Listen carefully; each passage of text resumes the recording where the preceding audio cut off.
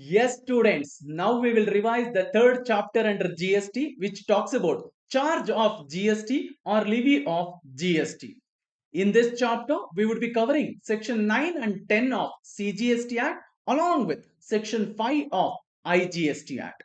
But before we learn the section, we'll just go through some basics, guys. Yes, India has adopted a dual GST model where both central government as well as state government simultaneously will be levying GST, guys. And it is a part of concurrent list in the constitution. Yes, sir. First, we need to classify whether the supply is an intrastate supply or interstate supply. Sir, when do we call a supply as intrastate supply? Is when the location of supplier and place of supply is in the same state or same union territory. In that case, we call it as intrastate supply and we will levy CGST and SGST. CGST will be levied by central government as per the CGST Act and SGST will be levied by the respective state government under the SGST Act. Sir, what if it is within the union territory? Then in place of SGST, UTGST would come, guys. That is CGST plus UTGST would be levied. And UTGST would be levied under the UTGST law. And UTGST law is applicable only for 5 territories. Totally we have 8 union territories in India, but 3 union territories with their own state legislature will be treated as state for GST purpose. We already covered this. Sir, which are those 5 union territories for which UTGST is applicable is, I have given you. I will just read it out once. Andaman and Nicobar Islands, Lakshadweep, Dadra and Nagar Haveli, Daman and Diu, that is all together one, guys. Then Chandigarh, the last one is Ladakh. Whereas Delhi, Puducherry or Pondicherry and Jammu Kashmir are actually union territories, but they have their own state governments. So for GST, we treat it as state and assume if there is any supply within Delhi, whether UTGST would be levied or SGST, guys. SGST would be levied. So for this 3 territories, SGST would be levied, people. Yes. Next, when do we call the supply as interstate supplies? When location of supplier and place of supply is in 2 different states or 2 different union territories or 1 state, 1 union territory. Yes. So we call it as interstate supply. And in case of interstate supply, only central government has the power to levy and collect IGST. But half of it will be shared by central government with the destination state, guys. Yes, sir. So this is all about the basics. Now we will learn section 9, which is a charging section for GST, guys. So section 9 under CGST Act or section 5 under IGST Act is a charging section under GST. Like how we have charging sections in income tax. No, that is section 4, which is a general charging section. And the first section under each head is a specific charging section which tells what income is taxable under the respective head. Same way, we have a charging section for both CGST Act as well as IGST Act, guys. So what is it? Both section 9 of CGST Act as well as section 5 of IGST Act has 5 subsections. It has similar content, guys. So what is it? We will see now. Yes. So as per section 15, which talks about value of supply, GST is levied on what, people? Value of supply. Okay, it is an ad valorem levy. That is, it is charged as a percentage of value. But we should know who is liable to pay GST. That is when we can fix the liability, right? Yes. So in section 9, we will be seeing in which cases who is liable to pay GST. Is it supplier or is it recipient or is it electronic commerce operator, guys? Okay, we'll begin. 9 subsection 1. What is it telling? CGST will be levied on all intrastate supplies of goods or services both except means on this no GST. What are those? On the supply of alcoholic liquor for human consumption and undenatured extra neutral alcohol or rectified spirit used for the manufacture of alcoholic liquor for human consumption. Guys, assume I am the manufacturer of alcoholic liquor for human consumption. Now, if I sell the alcohol, on that GST is not applicable. Same way, to manufacture alcohol, if I purchased any of this, that is undenatured extra neutral alcohol or rectified spirit, this is like my raw material to manufacture alcohol. So assume I have purchased this as a raw material. On that is GST levied? No, even that is outside GST. Sale of alcoholic liquor is outside GST. Same way, if I purchase this raw material to use it in the manufacture of alcoholic liquor for human consumption, even on that, GST will not be levied, guys. Is that clear? Yes, sir.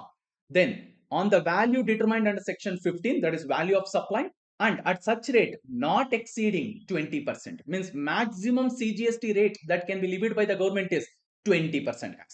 Previously, the highest rate of GST was 28%, but recently the government has increased the rate to 40% on some luxury and sin goods, guys. So maximum CGST rate is 20%. That is even SGST and UTGST also, because CGST and SGST would be equal, guys. And the maximum rate of IGST that can be levied by the government is 40%. And government has used this power and they have introduced 40% slab for some luxury and sin goods, guys. Okay, yes. So 9.1 is done. Next, let us go to, and as per section 9.1, who is supposed to pay tax? People, supply, under forward charge mechanism. Yes. Sir, what about 9.2, 9.3, 9.4, 9.5? 9.2 is telling 5 petroleum products have been kept outside the GST temporarily. But any day GST Council may include this under GST. So this power is given to GST Council to include this 5 petroleum products, which in short I call it as PhD man. What is it called as? PhD man. Yes, sir. So these 5 petroleum products have been temporarily kept outside, but GST Council has been given the power to include this under GST any day. But even today, it is outside GST. Even today, it is outside GST, guys. Please be careful. Alcoholic liquor for human consumption is completely outside GST. Even if GST Council wants to bring it under GST, they don't have that power. Whereas 5 petroleum products, that is PhD man, can be brought under the GST if GST Council decides so. Okay. Then section 9394 talks about RCM, guys. So please be careful. RCM means the recipient is the one who is liable to pay tax. We will talk about it. So 9394, both are talking about RCM. What is it, sir? 93, let me read it. The government may by notification specify categories of supply of goods as well as services, or both. The tax on which shall be paid on reverse charge basis by whom? By the recipient. Here they didn't talk anything about the supplier should be registered or recipient should be registered, nothing. So this power is given to the government. You notify any goods or services which is taxable under reverse charge mechanism. Got it? Yes. Whereas 9.4 clearly telling, if the supplier is unregistered, but if recipient is registered, government, you notify such supplies which are taxable under reverse charge mechanism. They clearly told here supplier should be unregistered, whereas recipient should be registered. Let me read out 9 subsection 4, guys. The government may by notification specify a class of registered persons, that is recipient. So recipients are registered. Okay. Yes. Who shall in respect of supply of specified categories of goods or services or both received from unregistered supplier pay the tax on reverse charge basis, guys. So please be very careful. 9394 both gave power to the government to notify goods or services which is taxable under reverse charge mechanism, but 93 didn't specify anything about registration. Whereas 94 is clearly telling government can notify any goods or services which is supplied by unregistered supplier to registered recipient. It is taxable under reverse charge mechanism, guys. Got it? And government has used this power and they have notified few goods and services which are taxable under reverse charge mechanism. Which are those? The list is there. We will see it later. Okay. Then coming to 9.5, the government may by notification specify categories of services. Only power is given to notify services. The tax on intrastate supplies of which shall be paid by electronic commerce operator who is a third party. Here is neither the supplier nor the recipient, guys. Okay. If such services are supplied through HIT. So now assume I am ordering few services, or if I am taking any services through e-commerce operator. E-commerce operator may not be the actual supplier. There is someone else who is supplying such services. But e-commerce operator is providing a flat platform for us. They are connecting the supplier and recipient. Government is asking e-commerce operator, you pay tax on it. because you are the better person to know who is the supplier, who is the recipient, and supplier might be a small supplier, so they are targeting e-commerce operator. But even when e-commerce operator is liable to pay GST, can they charge and collect it from the recipient? Yes, guys, they can charge and collect it from the recipient. Okay. So in simple, if I have to tell, as per 9 subsection 1, who is supposed to pay tax people? Supplier under forward charge mechanism. Whereas 9394, who is supposed to pay tax under reverse charge mechanism? Recipient. Whereas 95, it is e-commerce operator. E-commerce operator. Yes, sir. And whatever we learned under section 9 of CGST Act, same content is there even in section 5 of IGST Act, which is applicable for interstate supply. But minor changes, for example, is like this. In section 5, subsection 1, instead of intrastate supply, there it would be interstate supply. And maximum year 20% is there, no? There it would be 40%. Same way here also, instead of intra, there it will be inter, guys. Got it? So all other things are copy paste. Then, sir, who is liable to pay GST and what are the different mechanism under GST? We will see. So there are two mechanism, guys: forward charge mechanism and reverse charge mechanism. Which supplies are taxable under forward charge mechanism is not given in the law. We should know which are the goods or services which is taxable under reverse charge mechanism, but only services are a part of your syllabus. The goods which are taxable under reverse charge mechanism is not a part of your syllabus. Okay, we will learn that list. Yeah. So only what is taxable under reverse charge is given. That means how will I know what is taxable under forward charge? Guys, simple. Anything which is not covered under RCM and which is not covered in exemption list, it is understood that it is taxable under forward charge mechanism. I repeat, anything which is not covered in RCM list and it is also not covered in exemption list means it is taxable but not under RCM, which means who should pay tax people? Supplier under forward charge mechanism. I will explain both this mechanism here. Yeah, I'm just taking this to explain. Yes. So under forward charge mechanism, supplier normally would be registered. That is why he is supposed to pay tax. Yes. He is supplying goods or services, and for supplying, he will issue tax invoice in which the tax amount along with the rate would be mentioned. Okay. So from the recipient, he will collect the consideration along with GST. That is sale value along with GST. Assume the value of supply for this is 10,000. On that GST 18%, assume 1,800. So the total amount which recipient will pay to the supplier is how much, people? 11,800. So now supplier will receive totally 11,800. He will keep 10,000 with him, whereas 1,800 he has to deposit with the government because it is government revenue. Yes. And for this, as soon as the supplier deposit it with the government and file GSTR 1, giving the details of his outward supply, recipient can claim a credit of it. So for recipient, it is an input tax and he can claim it as a credit, people. So this is under forward charge mechanism. Sir, what about reverse charge mechanism? So under reverse charge mechanism, the supplier will supply goods or services and issue invoice or a bill. It is not a tax invoice because he is not collecting tax from the recipient. Why so? Because the liability to pay GST is with whom? Recipient and not supplier.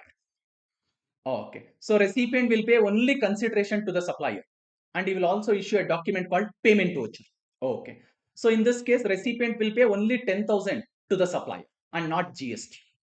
So that is why supplier is not issuing tax invoice because he is not collecting it. Okay, sir. Whereas the recipient, he himself has to pay 1,800 to the government under reverse charge mechanism. Now, can he claim a credit of it? Yes. Even under reverse charge mechanism, if recipient himself pay the tax to the government, it is still an input tax for him and he can claim a credit of it. But in both the cases, obviously recipient has to satisfy the conditions given under section 16 and the credit should not be restricted as per section 17, guys. Hope it is clear for you. Whether it is forward charge or reverse charge, can recipient claim the credit for whatever input tax he has paid? Yes. Under forward charge, the liability will be under or on the head of the supplier. Can he charge and collect it from the recipient? Yes. Whereas under reverse charge, the liability itself is on the head of recipient. He himself has to pay it. But ultimately, whether it is forward charge or reverse charge, GST is paid from whose pocket? Recipient's pocket. Will he get a credit for it? Yes, guys. He will get a credit for it. Hope you got it. Yes, sir. And when reverse charge mechanism is applicable, it is as if the recipient is liable to pay GST. All the provisions of GST would be applicable for him, guys. Yes, sir.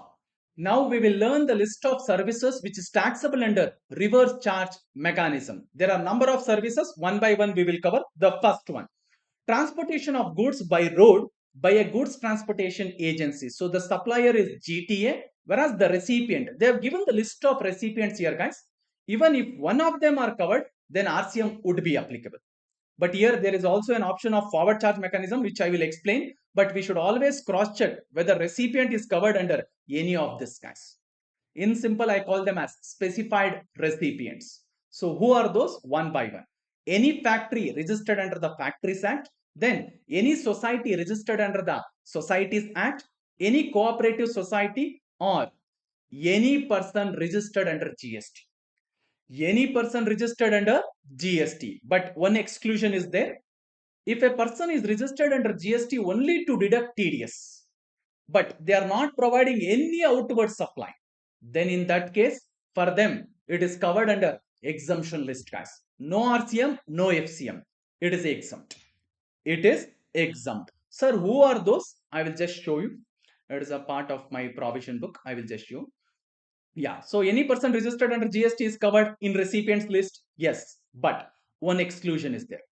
That is the department or establishment of central government, state government or union territory, or a local authority or a government agencies. If any of these three person is registered under GST only to deduct TDS, because whoever is deducting TDS, for them registration is mandatory as per section 24. Yes, sir. So this three or any of these three is registered under GST only to deduct TDS. In that case, they are telling even though they are registered, even though they are receiving the services from goods transportation agency, it is exempt. It is exempt, guys. It is covered in exemption list. Yes, sir. Coming back. Next, any body corporate, whether they are registered or not, body corporate means a company, guys. Yes, including foreign company. Next, any partnership firm, whether registered or not, including association of person. And the last one, any casual taxable person.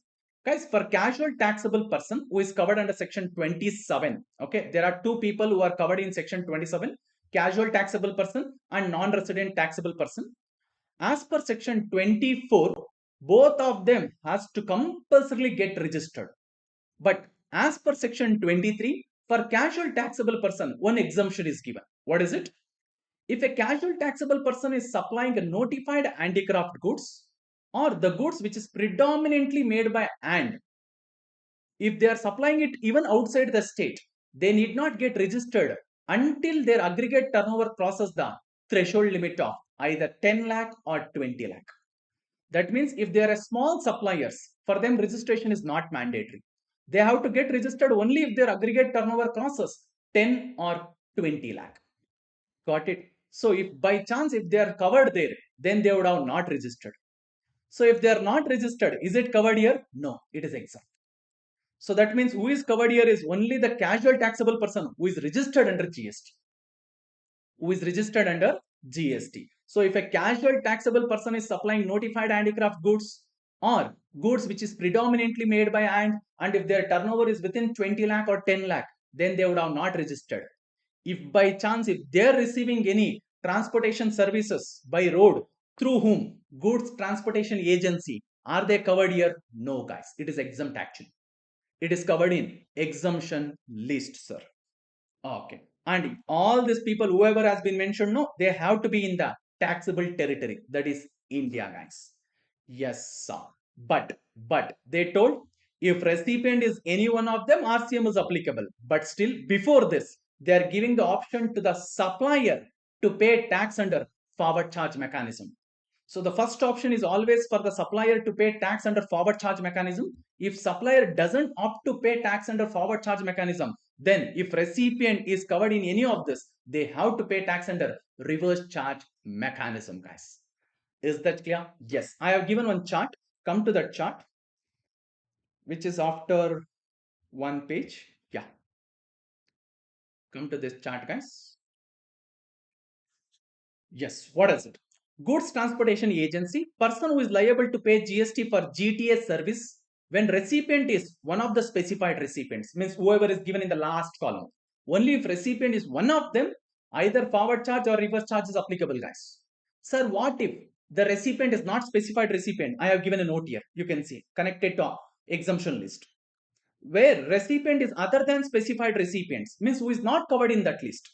Like few example I have given: unregistered recipient or unregistered casual taxable person, then GST will be exempt. GST will be exempt. So for GTA service, when is it taxable is only if the recipient is a specified recipient, guys. Only if a recipient is a specified recipient. Okay, specified recipient need not be always registered. For example, assume they are a factory registered under Factory Act but not registered under GST. Are they still covered under the specified recipients? Yes. Or as body corporate or partnership firm, assume they are not registered under GST. Are they still covered under GST? Or sorry, specified recipients? Yes. I am not telling all recipients should be registered under GST. No, no, people. Only this person is registered under GST, or even this person. Whereas others may or may not be registered under GST. Are they still called as specified recipients? Yes, they are called as specified recipients. Okay, going back to the chart. Yes. Now, if the recipient is one of the specified recipients, the first option is for GTA to pay tax under forward charge mechanism. Okay. So GTA opts to pay GST under forward charge mechanism. There are two rates. One is 18%, the other one is 5%. So if they opt to pay tax at 18% under forward charge mechanism, they will pay it, but on their inward supply, they can claim full credit, no restriction. On their inward supply, they can claim credit. Whereas if they opt to pay tax at 5% on their outward supply, that is, if they are paying output tax at 5% on their inward supply, they cannot claim any credit. Even though they have paid input tax, no credit for it because you are paying tax on your outward supply at a lower rate. And please be careful, guys. This rate previously was 12%. Now, recently, it has been amended to 18%. It is 18% now. Okay. Now, no, sir, the supplier, that is GTA, is not opting to pay tax under forward charge mechanism. Then the second option is recipient, being a specified recipient, has to pay tax under reverse charge mechanism. They have to pay tax under reverse charge mechanism at what rate? 5%. And please be careful, for the specified recipient, do we call it as output tax or input tax? Input tax. So on their inward supply, they have to pay tax at what rate? 5%. In that case, can GTA claim credit? No. GTA, they are not paying any tax on their outward supply. They are asking recipient, you pay. So that is why government is not giving credit for GTA on their inward supply. But now the specified recipient, on their inward supply, they pay tax under reverse charge mechanism, right? Yes. Can they claim that as a credit? Yes. Whatever input tax they have paid for the services received by GTA, they can claim the credit. But I am talking about GTA. GTA didn't pay tax on their outward supply. So on their inward supply, credit is blocked. Any inward supply they have taken, they cannot claim credit, guys. They cannot claim credit. Got it? Yes. And who is called as recipient for this service? So, guys, whoever is liable to pay freight, that is for transportation service, transportation of goods, we call it as freight, which is nothing but transportation charges. So, whoever is liable to pay freight is called as recipient. Hope you got it. Yes, sir. So, it is also connected to exemption list. So, please be careful. Okay, sir. Fine, sir. Ultra careful. Okay, chalo. We'll move forward. Second one, legal services supplied directly or indirectly. Even this has a connection to the exemption list, guys. Yes. So who is the supplier? An individual advocate, that is practicing lawyer, including a senior advocate or a firm of advocates, that is law firm. Who is the recipient? Business entity located in taxable territory. Yes, this is what is told in the RCM list. But after reading the exemption list, we will understand here every business entity is not covered. What is covered here is only the business entity whose aggregate turnover in the last financial year is more than the threshold limit for registration. Guys, what is the threshold limit for registration means? It is either 10 lakh or 20 lakh or 40 lakh, which is covered in section 22 of CGST Act. Yes. So we will learn that in registration chapter, when exactly 10, 20 or 40, we will learn there. So whatever is the threshold limit applicable for the supplier, for the recipient, that is business entity, if their aggregate turnover in the last financial year has crossed the threshold limit which is applicable for them for registration, then in the current year they are supposed to pay tax under reverse charge mechanism for the legal services received. That means in the current year they would have already registered. Yes, because if the aggregate turnover has crossed the threshold limit in last year, section 25 of registration chapter will tell within 30 days you have to apply for registration. So by now, by current year, they would have already been registered. Yes. So in the RCM, actually, they would have used the word any registered business entity, but actually they have not used. But after learning exemption topic, we will see that if business entities aggregate turnover in the last financial year is up to the threshold limit for registration, then it is exempted SIMS. Then it is exempted SIMS. That means what is covered under reverse charge mechanism is only if business entities last year aggregate turnover is more than threshold limit for registration. In the current year, it is taxable under RCM if they receive any legal services, guys. Hope you got it. So please be very careful. Even this has a connection for exemption list, guys. Hope you understood. I repeat, please pay attention. Please pay attention here. If business entity has received any legal services from a lawyer or firm of lawyers, then we need to check what is their aggregate turnover in the last financial year. So 2 arrow mark below that.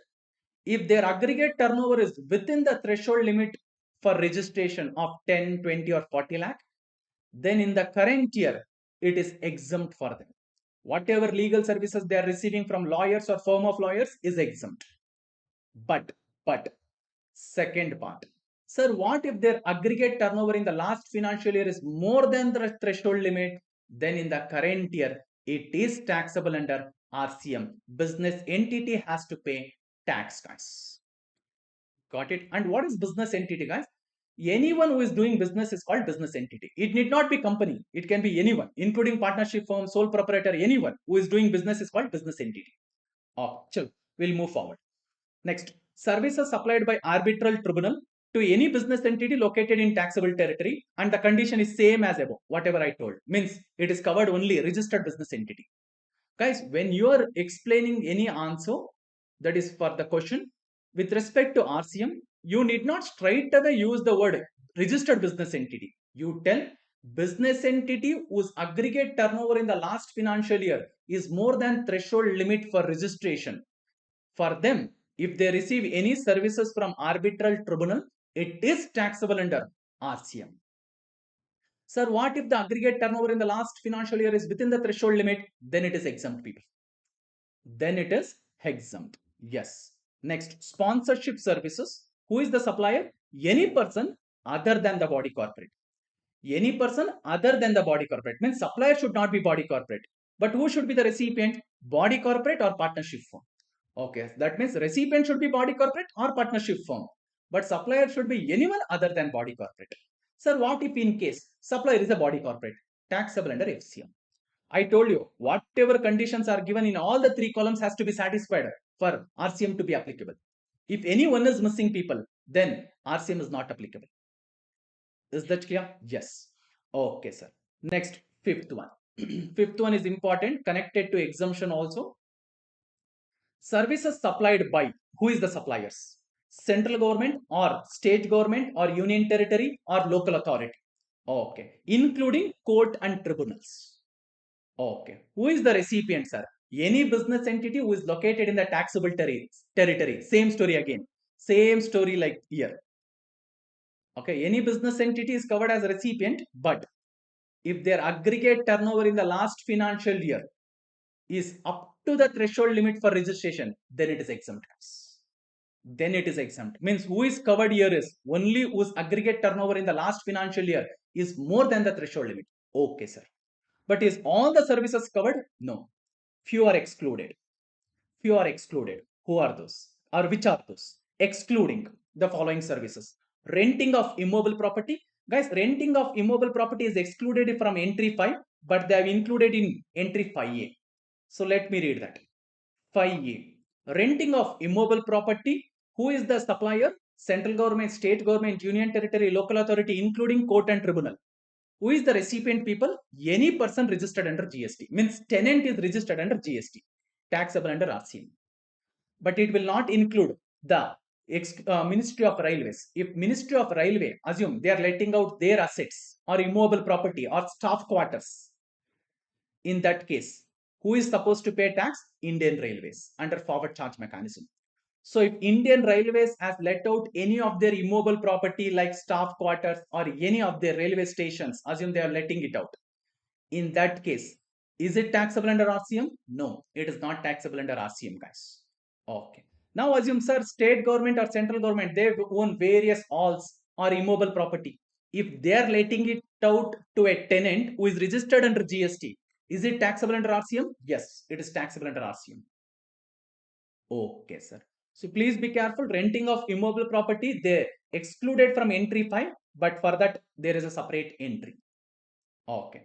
Then they have excluded 3 more. What are those? B point. Services specified below, that is services by the Department of Post and Ministry of Railways, that is in simple Indian Railways. Then services in relation to an aircraft or a vessel inside or outside the presence of the port, that is within the premises of a port, that is for vessel, whereas airport, that is for flights, guys. Okay, last one, transportation of goods or passengers. Guys, see, these 3 are excluded from entry 5 and there is no separate entry for it. So it is excluded completely from RCM list? Yes, sir. So is it included in exemption list? No. That means it is taxable under forward charge mechanism. The actual supplier for these 3 services has to pay tax under forward charge mechanism, guys. Very important. This 3 is there, no? Is excluded from RCM list. Even in exemption chapter, they have excluded these 3 services. So if government is providing any of these 3 services, they have to pay tax under forward charge mechanism, guys. Hope you understood. So you guys also can just put a flower bracket and write taxable under FCM, because these three are very special. They're excluded from RCM also. They're excluded from exemption list also. That means it is taxable under forward charge mechanism, guys. Yes, I have put one shortcut for it. Trap. Government has trapped themselves. They have to pay tax on the following services. What are those, guys? Transportation of goods or passenger. Then R for railway services. Then A within the airport. P port, that is within the presence of airport or port. The last one is postal. Postal. Got it? Yes, sir. Fine, people. So anything other than this. Anyway, A is taxable under RCM, but the recipient is not business entity. They told any person registered under GST. Any person registered under GST. Okay. So renting of immobile property is anyway covered, whereas the remaining 3 are excluded. Any services other than this, if it is provided to a business entity who is registered under GST, is taxable under RCM, guys. Okay, sir. Then government thing is done. 5AA. Renting of residential dwelling for a registered person. Okay. Who is the owner? Any person. Who is the tenant? Registered person under GST. So if a residential dwelling is let out, residential dwelling is let out, then whether it is, just a minute, whether it is for residential purpose or commercial purpose, doesn't matter. I repeat, please listen here. If a residential dwelling is let out for what purpose, they didn't specify here. They didn't specify. So whether it is for residential purpose or commercial purpose, taxable under RCM? Yes, provided the tenant is registered. Provided the tenant is registered, guys. But there is one exemption given where if a residential dwelling is let out for residential purpose to an unregistered tenant, for an unregistered tenant, it is exempted. Okay, I repeat, residential dwelling let out for residential purpose to an unregistered tenant is exempt. Okay. Whereas what is covered under RCM is renting of residential dwelling for what they didn't tell. That means, can we understand that it is for residential as well as commercial purpose? Yes. But normally, residential dwelling will be let out for residential purpose. Yes. But sometimes it can be let out even for commercial purpose. For example, 1 BHK or 2 BHK has been let out for office. There are few offices which are run in the 1 BHK or 2 BHK homes, guys.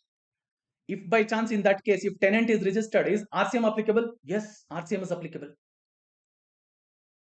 Is that clear? Yes. Whereas in exemption, they clearly told if residential dwelling is let out for residential purpose for an unregistered tenant, only then RCM. Sorry, only then it is exempt. Only then it is exempt, guys. So please be careful. I have just added a word here for residential or commercial. It is not given here, but I am just telling you guys, please be careful. If a residential dwelling is let out either for residential or commercial purpose to a registered tenant, RCM. RCM, yes. Yes. Wherever I feel students might get confused, I'm repeating again and again so that you will have 100% clarity, guys. Yeah. 5AB. I will explain again when I go to exemption topic also. We will try to connect wherever it is connected to RCM, we will try to connect, guys. Yes. 5AB. Renting of any immobile property other than residential dwelling means commercial property. So what is covered here is commercial properties. Who is the supplier? Any unregistered person means owner. Whereas tenant is any registered person but other than under section 10. So who is covered here is only person who is registered under section 9. If by chance if tenant is registered but under section 10 means no RCM. No RCM, people. Got it? So please be careful. Tenant covers only the registered person under section 9. Got it? Whereas what about year, sir? Any registered person, including whether it is 9 or 10. Here they didn't give any exclusion. Whereas here they told section 10 per 1, section 10 person is not covered. Okay. Next, entry 6. Services supplied by a director of a company or a body corporate. So who is the supplier? Director. Who is the recipient, guys? Company or body corporate. So whatever services director is giving in director capacity to a company or a body corporate is taxable under RCM, guys. So this has some connection to income tax also. How is it? I have given one chart. We will see that. Come to this chart, guys. It has connection to income tax as well. Yeah. Pay attention. Pay attention. Look here. Now, whatever company is paying to a director, first check, is it under employer-employee relationship? If yes, that is, if a director is a full-time director, he will also receive salary under employer-employee relationship. Then that amount will be taxable under the head salary in the hands of director in income tax. And the company would deduct TDS on that amount under section 192, TDS on salary. Whereas in GST, whatever salary is received under the employer-employee relationship is covered in Schedule 3, guys. It is neither the supply of goods nor the supply of services. So GST is not applicable on it. Now coming to the director fee or sitting fee which the director is receiving, any director, whether is a whole-time director or part-time director, for participating in the board of directors meeting, he would be getting director fee or sitting fee. What about that? In income tax, it will be taxable in the hands of director under the head other sources, and the company would be deducting TDS on this amount under section 194J. And please be very careful, the threshold limit under section 194J is 50,000. Now it has been amended 50,000, but there is no threshold limit applicable for the payment made to a director as director fee or sitting fee. Any amount paid, TDS has to be deducted at 10%. There is no threshold limit applicable for director fee or sitting fee under section 194J, guys. Very important. Yes, sir. Sir, okay. We understood in income tax, how is it taxable? What about GST? This director fee or sitting fee is taxable under GST, but under RCM. Who is the recipient here? The company or a body corporate. They have to pay GST on this amount under reverse charge mechanism, guys.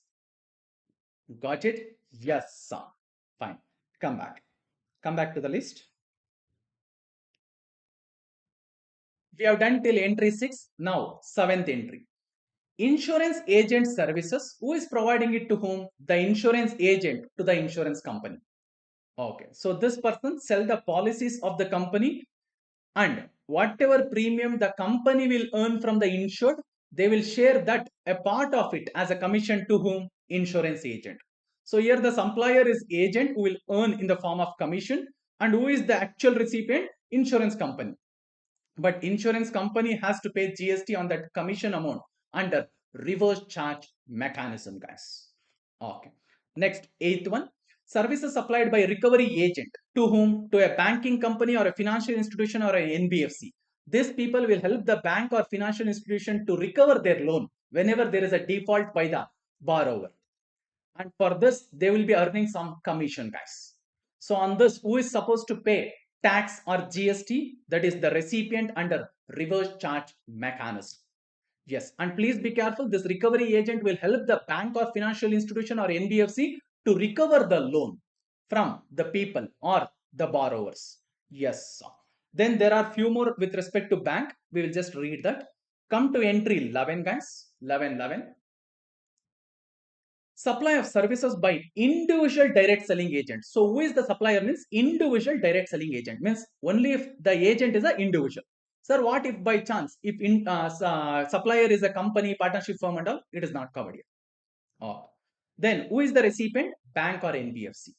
And here they didn't tell what agent and all. Any individual direct selling agent. They might be selling various services or products of the bank. Oh, as an agent, not as an employee, as an agent. Yes. So in this case, who is supposed to pay tax? The bank or NBFC is liable to pay GST under reverse charge mechanism, guys. Okay. Then we also have business facilitator and business correspondent. Guys, let me just tell who are they. Even this has a connection to the exemption list, guys. Yes. The business facilitator or business correspondent are the agents which are appointed by the bank in order to provide knowledge to the people about the services offered by the bank. Bank would be providing various services, no, especially the people in rural area might not know what services the bank is offering. So this agents, that is business facilitator or business correspondent, will help the bank to reach each and every corner of the country. Yes. And what exactly is the difference between business facilitator or business correspondent? Means business facilitator can enter into transaction on behalf of the bank. They have that power. Whereas business correspondent will not have that power. Business facilitator will have a power to enter into a transactions on behalf of the bank. With whom? With the people, as if bank has entered it. Whereas business correspondent will not have that power. Oh, yes. So business facilitator or business correspondent will help the people, especially in rural area, to know how to apply for a loan or how to open a bank account, how to operate a ATM machine. All this they will spread a knowledge or awareness among the people. Yes. Sure. What is it? What is covered under RCM? We will see now. Services provided by business facilitator to a banking company is taxable under RCM, but only with respect to urban area. Sir, what if it is with respect to rural area? It is exempt. It is covered in exemption list. Clear? Please be careful. Whatever I have given here, no, it is actually, you will understand it only after covering exemption list. But by now, you would have at least studied GST once minimum. I am telling you, yes. So now you guys already have an idea about what is covered in exemption list. So you will be able to connect with me whenever I tell urban area or anything which I have mentioned, especially in bracket in green color, guys. Got it? Yes. So because in RCM list, they didn't tell only rural area, urban area, nothing they mentioned. They just told a banking company located in taxable territory. But after reading the exemption list, we will understand if it is with respect to rural area branch, it is exempted. That means what is taxable here is only if it is with respect to urban area branch. Urban area branch, guys. Is that clear? Mainly these people are appointed by the bank to target rural area in order to spread awareness among the people in rural area. But if in case, if they provide the services in urban area, then it is taxable under reverse charge mechanism, guys. Got it? Yes. Next, services provided by agent of business correspondent. Look here. See, first of all, business correspondent is appointed by whom? Bank. So business correspondent is providing agency service to the bank, but that is not covered here. This business correspondent, assume he is lazy guy, he is not going and working in the field. He has appointed one agent. So this agent is providing services to business correspondent. No. Yes, that is covered under RCM. That is covered under RCM. Hope you understood. I repeat, business correspondent himself is an agent appointed by whom? Bank. But they are not talking about the services given by business correspondent to bank. They are talking about if this guy has appointed any agent to work for him, then whatever services that agent is giving to business correspondent, no, yes, that is covered under RCM. That is covered under RCM, guys. Yes, sir. Yes. So who is the supplier? Agent of business correspondent. Whereas the recipient is business correspondent located where? In taxable territory. And this is the services which is given with respect to urban area branch. Because if it is a rural area branch, covered in exemption list, guys. Covered in exemption list. So please be very careful. I will also explain this in detail when I go to exemption chapter. But as of now, you should exactly know what is covered here. Business facilitator to banking company, RCM. Agent of business correspondent to business correspondent is covered under RCM only if it is with respect to urban area. Sir, did they talk about agent to business facilitator? No, no, they didn't talk about this. Did they talk about in RCM about business correspondent to bank? No, they didn't talk. They didn't talk about it. Got it? Yes. Coming back. So this is all about the agents, guys. Okay, and please be careful. Wherever here agency services are covered under RCM list, obviously they are not employees, guys. Because if they are employees, they are getting salary, and salary is covered under Schedule 3 outside GST. Clear? So these agents will be earning in the form of commission. Yes. Sure. Next, ninth one. Coming back to ninth one. Supply of services by a music composer, photographer, artist, or the like by way of transfer or permitting the use or enjoyment of copyright. So, who is the actual supplier here? Music composer, photographer, artist, or the like.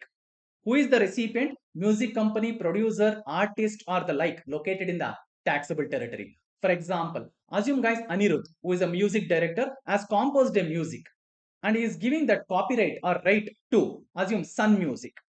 So who is the recipient here? Sun Music. So they are the one who is supposed to pay GST on it, even though the supplier is Anirudh. Same way, assume I am a photographer who click the photos and I will sell it to any person. So in that case, who is I am the supplier, I am the photographer, whereas the recipient has to pay GST under reverse charge mechanism, guys. Is that clear? Same way, artist, whoever acts in movies, in that case, if producer is the actual person who is making the payment and he is the recipient or the production company, so for the actors whatever payment the production company is paying, on that they are liable to pay GST. On that they are liable to pay GST, guys. Yes. Next, 9A. Supply of services by an author by way of transfer or permitting the use or enjoyment of copyright. Okay. So author is a supplier, whereas publisher is a recipient. For example, assume I am having a copyright for my books. I am giving that copyright to the publisher to publish the book, to publish my books. I am the supplier, publisher is the recipient. Now, is it taxable under RCM? Here also, similar to GTA, supplier is been given an option to pay GST under forward charge mechanism. So me as an author, can I pay GST under forward charge mechanism? Yes. In that case, should recipient pay tax under RCM? No. But if I don't pay tax under forward charge mechanism, then recipient has to pay tax under reverse charge mechanism. Similar to GTA service, guys. Even for GTA, this option was there. Please be careful for all services, whatever we are learning under RCM, for everything option is there. No, no, no. So only for few they are giving option either forward charge, if not forward charge, reverse charge. Whereas for other services and all like this, always taxable under RCM. There is no option. Got it? Yes, sir. Sure. So I have given a note here, you can see. However, an author can choose to pay tax under forward charge. In that case, RCM won't be applicable. Oh, next, 10th one. Supply of services by the members of overseeing committee to RBI. So RBI being a recipient has to pay GST under reverse charge mechanism, guys. And what is this members of overseeing committee doing? Guys, they will help the RBI to manage the stress assets, and also they will help them to form the policies, overview the policies or various norms of RBI. Yes. 11, 12, 13 we have already covered with respect to agents. Next, 14th one. Security services. Who is the supplier? Any person other than body corporate. Okay, supplier should not be body corporate, anyone else. Oh. Next, who is the recipient? A registered person located in taxable territory. Okay, any registered person, but they have excluded two of them. Who is it? TDS deductor and composition supplier. TDS deductor, even in GTA service they excluded, no? Who is registered only to deduct TDS and they are not providing any outward supplies. In that case, even though recipient is registered, still RCM is not applicable. Correct? Same people here, same recipients, as well as one extra person here, composition supplier, who is registered under section 10. Who is registered under section 10. So in simple, who is covered here is only those who are registered under section 9, guys. Only who is registered under section 9, and that too they will not include TDS deductor, who is registered only to deduct TDS and they are not providing any outward support. Got it? Yes, sir. Next, renting of motor vehicle. Important. So please be attentive. Renting of motor vehicle is a service. Who is the supplier? Any person, but other than body corporate. Means supplier should not be body corporate. Sir, what if supplier is a body corporate? FCM. FCM is applicable. Or any person other than body corporate who has not paid CGST at 9%. That is total GST at 18%. Previously it was 12%, guys. Means CGST was at 6% and total GST was at 12%. But now recent amendment is there. Please be careful with this. So it is 9 and 18. Oh. So if supplier has not paid GST at 18% and supplier is not a body corporate, only then RCM, yes. But also check recipient. Recipient should be body corporate. Supplier should not be body corporate, it seems. Okay. Whereas recipient should be body corporate. Okay, sir. Fine. I have given one chart for it. Come to that chart. Yeah, this one. Yes, look here, look here. What is it, sir? Person who is liable to pay GST for renting of motor vehicle. Check who is the supplier, who is the recipient. Yes, but before that, at what rate GST is applicable? For renting of motor vehicle, there are two rates, guys. The supplier can choose it. That is either 5% or 18%. This 18 was previously 12%. I am telling it again. Yes, but now 18%. Now, if supplier opts to pay tax at 18%, then forward charge mechanism is applicable. Forward charge mechanism, no matter who is the supplier, who is the recipient, we will not even check that. If GST is paid at 18%, no matter who is the supplier, who is the recipient, it is taxable under forward charge mechanism. But if it is taxed, that is the renting of motor vehicle is taxed at 5%, means we need to check who is the supplier, who is the recipient. If supplier is a body corporate, again forward charge mechanism is applicable. Forward charge mechanism, supplier is liable to pay GST. Okay. Sir, what if supplier is other than body corporate? Check who is the recipient. Check who is the recipient. Sir, what if recipient is other than body corporate? EFCM. Sir, what if recipient is a body corporate? RCM. Only in this case, RCM, guys. Clear? So you try to remember this. Rest all is FCM. Rest all is FCM. And when it is 18%, we don't even check who is the supplier, who is the recipient. It is always FCM. It is always FCM. But, sir, as two rates are given, if by chance, if GST is paid at 5%, can they claim full credit? No, guys. There is some restriction for it. I will just show you. Just a minute. Yeah. Assume renting of motor vehicle is an outward supply. If GST is paid on outward supply at 5%, whether under FCM or RCM. Now, sir, is credit available? No. Credit is not available fully. Credit is available only for the same nature of inward supply. For example, assume my outward supply is renting of motor vehicle. But to provide this, I am taking the motor vehicle on rent. On that, whatever GST I have paid, can I claim the credit? Yes. For the same nature of inward supply, I can claim credit. Whereas for any other goods or services, no credit, guys. Why? Because your outward supply is getting taxed at a lower rate. So that is why they are blocking the credit. Now, I repeat, I am providing renting of motor vehicle. And on this, I am paying GST at 5%. And on my inward supply, can I claim full credit? No. Only for one supply there is a credit. That too, whatever outward supply I am providing, no, same service if I take and provide it on renting of motor vehicle, whatever I have taken, On that, if I have paid GST, I can claim credit. Sir, what if I have not taken that service? I myself own a motor vehicle. I am providing it on rent, renting of motor vehicle. Then for me, no credit at all. No credit at all. I might be taking other goods, other services and all, but on that credit is not available. On such goods or services, credit is not available. Sir, what if renting of motor vehicle is taxed at 18%, means outward supply is taxed at 18%? Then they can claim credit on inward supply, guys, subject to conditions. Means if they have satisfied all the conditions given under section 16, and if credit is not blocked under section 17, they can claim the credit. They can claim credit for all their inward supply. Is that clear? Yes. So coming back. Coming back? Yes. So let us go back to the list. 15th is done. Last one, 16th. Services of lending of securities and under Securities Lending Scheme 1997. Guys, we have something called as short selling. If you're doing trading, especially intraday trading, you will be aware of it. Short selling. That is, first we will sell, later we will buy the same securities. When do we do it? Sir, whenever we expect that the share price will go down, first we will sell, then we will buy it. But how is it possible, sir? Because without even owning the shares, how can we sell it? Guys, before I sell, I will borrow it.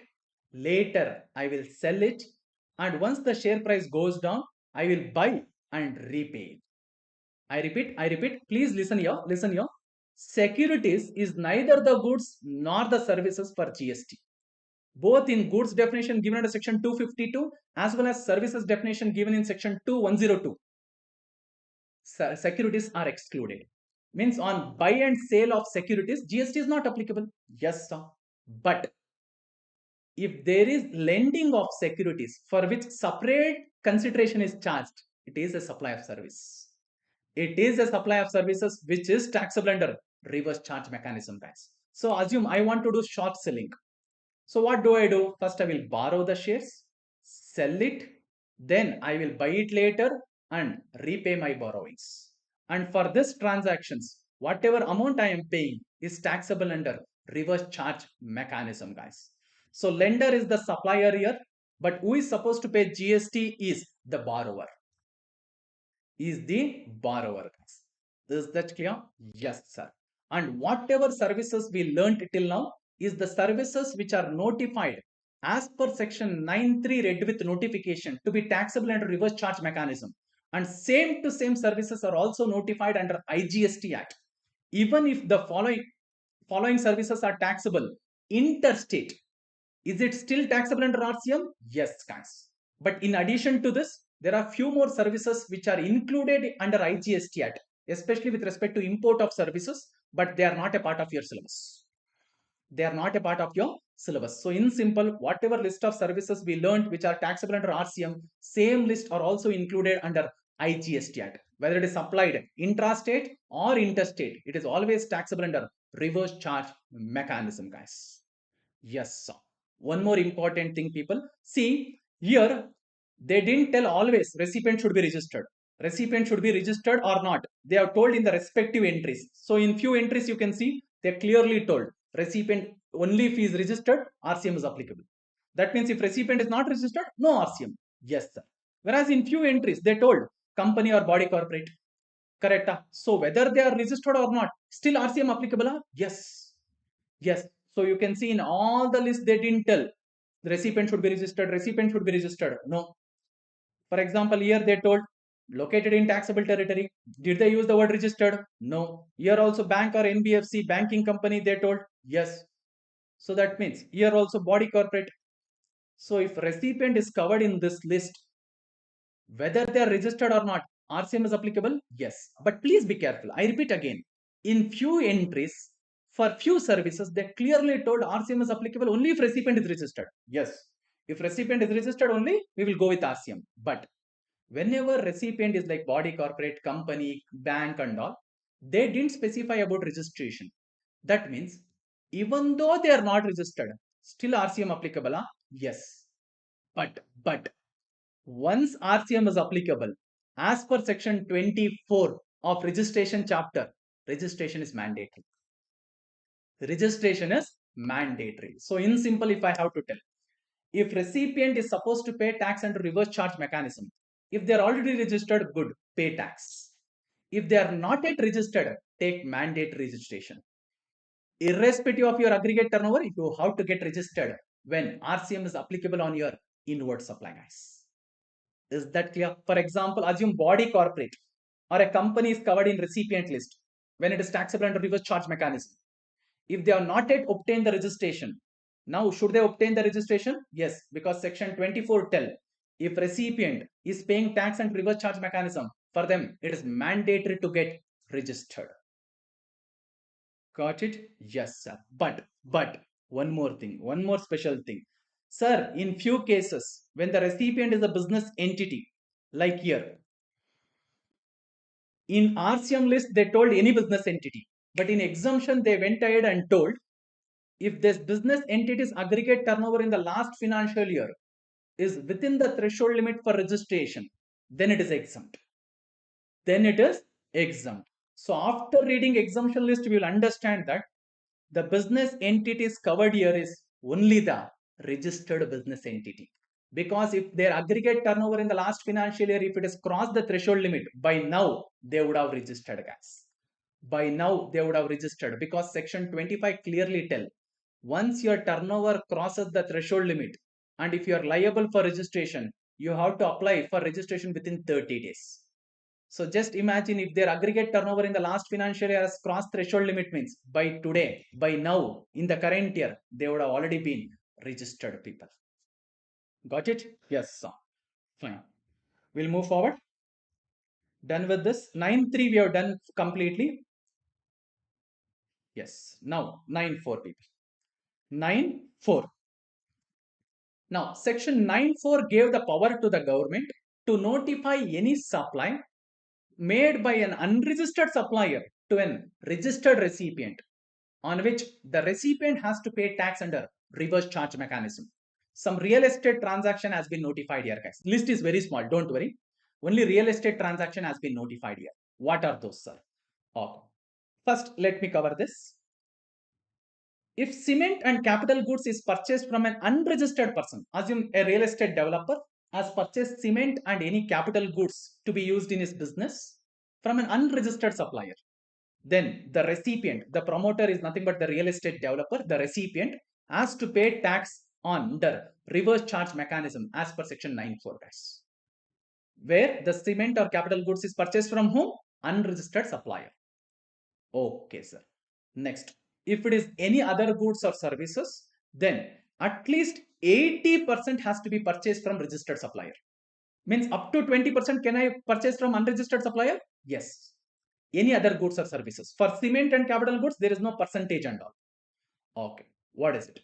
Inward supply for promoter or real estate developer who is the recipient other than cement and capital goods. Up to 80% should be from whom people? Registered supplier. That means up to 20% can it be from unregistered supplier? Yes.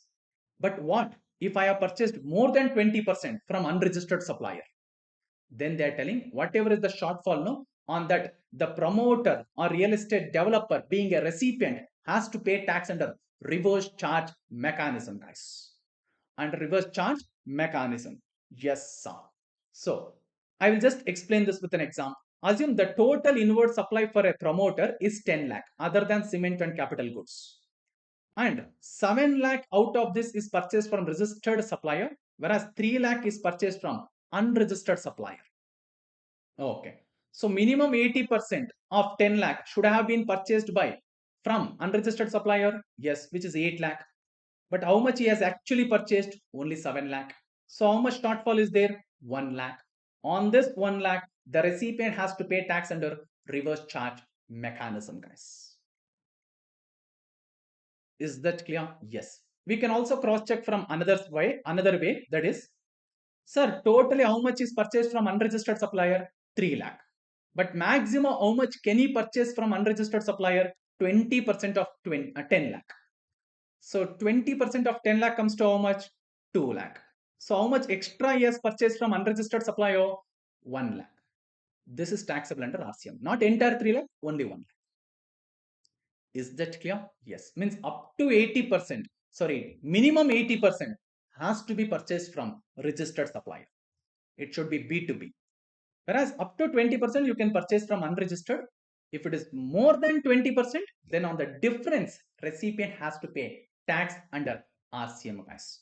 This specifically is included under RCM because these people try to manipulate a lot. They will try to show various purchases. They will try to inflate their purchases, telling we have purchased from unregistered suppliers so much, this much, and all. And they will try to claim it as an expenses and all. So that is why they clearly told you can purchase from unregistered supplier, but maximum 20%. Rest all should be from registered. Got it? Yes, sir. Fine. Whereas in this list, whatever list inward supply we covered, no, the following items are not included, guys. Means, can this be purchased or availed by an unregistered supplier also? Yes, but no RCM. So the above has been kept outside. What are those? However, the following goods or services or both are not required to be purchased from registered supplier by a promoter. So this can be purchased from anyone, na? Yes. Which are those? Quickly we will go through. Services by way of grant of development rights. Services by way of long-term lease of land against upfront payment in the form of premium, salami, development charges, etc. Because sometimes the real estate developer will take the land on lease from the actual owner to build an apartment or flat on it. Yes. Then FSI, that is including additional FSI. FSI means floor space index, guys. Means out of the total area, how much can be used to build up? Built up area we call it as. Sir, how much space can be used to build a building? Yes, that is called FSI, floor space index. Then electricity, high speed diesel, motor spirit, natural gas. So this are not included here, guys. So in simple, what is covered here is other than cement, capital goods, as well as this. If any other supply has been taken by whom, promoter or real estate developer, minimum 80% should be from registered supplier. Is that clear, people? Yes. So this is all about 9.4. Next, let us move to 9.5. 9.5 is telling, again, 9 subsection 5 gave power to the government to notify any services. They didn't tell both goods, services, only services. Power is given to the government to notify only services, people. Yes, only services. The tax on which has to be paid by electronic commerce operator. So electronic commerce operator is neither the supplier nor the recipient. He is like a middleman. He is just providing the platform. He is just connecting the supplier and recipient through his platform. But section 9.5 is telling you pay GST. So using the power given to the government has notified few services which are supplied through e-commerce operator, on which e-commerce operator is liable to pay GST, guys. So which are those we will see, but I also mentioned as in short, what is e-commerce operator? Let us just read it. E-commerce operator is any person who owns, operates, manages an electronic platform for supply of goods, services, or both. Even goods can be supplied through e-commerce operator like Amazon, Flipkart and all, but goods are not notified here. What is notified here is only people, services. Got it? So in simple, e-commerce operator means Amazon, Flipkart, or even the Ola, Uber, Oyo, Airbnb, those platforms, guys. Got it? Yes, sir. Fine.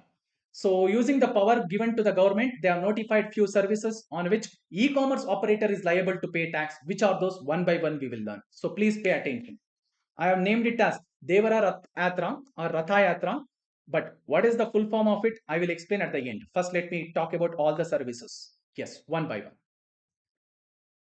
Services by way of transportation of passenger. Goods is not covered, only passengers. By a radio taxi, motor cab, maxi cab, motorcycle, or any other motor vehicles except omnibus. Okay, if it is a company. Okay, omnibus is excluded. So let us learn only about this. Okay, sir, just a minute. I will try to take a chart. Yeah, pay attention. You'll understand it better when I explain like this. Now assume, guys, you are a recipient who is booking a cab through Ola or Uber. You are booking a cab or even two-wheeler through Ola or Uber or Rapido. Now, Ola or Uber is the actual supplier. No, they don't own any car. They don't own any two-wheeler. They are just a cab aggregator. It is just a platform in simple. Okay. And for their service, they charge commission. Okay, sir. Now, Ola or Uber has received your order, they will pass on it to the actual supplier. We call them as driver, papa. They are actual owner of the car. Yes, most of them, they will be the owner of the car. So they will come and provide you the services. So even though they are the supplier, they are telling in section 9.5, read with notification, e-commerce operator, you pay tax. You pay tax, but other than omnibus. Sir, what if it is omnibus? There is a separate provision. Okay.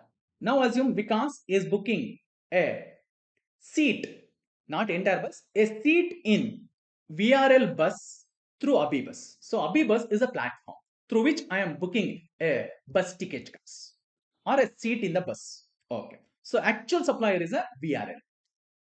Okay, sir. They are engaged in transportation of persons. Now first check whether VRL is a company or not. Actually, VRL is a company. Okay. Yes. Now, if VRL is a company, they should pay tax under forward charge mechanism. Okay. No, sir, VRL, assume it is not a company. It is other than company. Then they're telling e-commerce operator, you pay tax as per section 9.5. So with respect to omnibus service, it is not straight away 9.5. We need to check who is the supplier. If supplier is a company, then forward charge mechanism. Supplier has to pay tax. If it is other than company, then they are telling e-commerce operator, you pay the tax. Is that clear? Yes. And one more thing, I had already told this, I am repeating it. Whenever e-commerce operator is liable to pay tax, can they charge and collect it from the recipients? Of course, sir. Even if supplier is liable to pay, can he charge and collect it from the recipient? Yes. Same way, if e-commerce operator is liable to pay, he will charge and collect it from the recipient only. But only the liability is on their head. That's all. Oh. So reading this. So omnibus was excluded in the first paragraph, right? Yes. The tax on omnibus services provided by a company, that is if supplier is a company through ECO, is payable by the company itself under forward charge mechanism. So the first service done. Next one. Second one, accommodation. Services by way of providing accommodation in the hotel, inn, guest house, clubs, campsites, or other commercial places meant for residential or lodging purposes. Okay.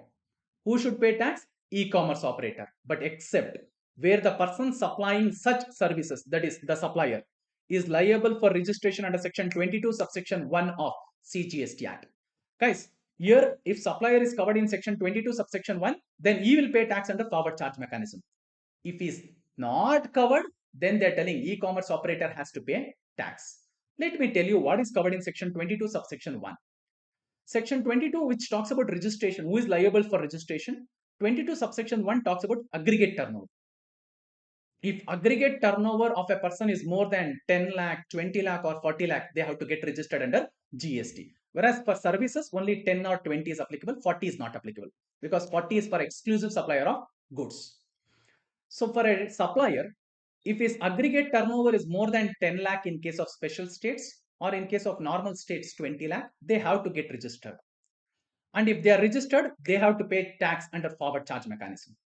Sir, what if supplier is a small person? They are not registered. They are small hotels, sir.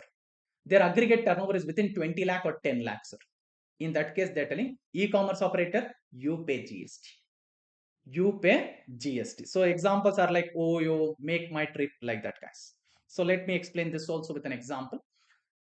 Assume recipient, you, let us take your example only. You are booking a room in this hotel through what? Airbnb. So Airbnb is a e-commerce operator.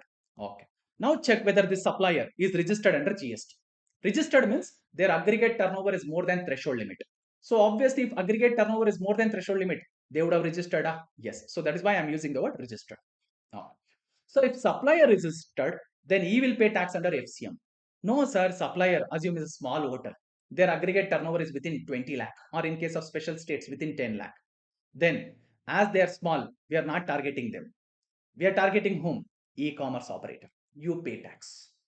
So if supplier is unregistered, e-commerce operator will pay tax as per section 9.5, guys. Got it? Yes, sir. Next. Housekeeping. Services by way of housekeeping, such as plumbing, carpentering, etc., except where the person supplying such service is liable for registration under Section 22, subsection 1 of CGST Act. This is similar to what we discussed for accommodation, guys. Okay. So assume a recipient is booking a house cleaning services through urban company.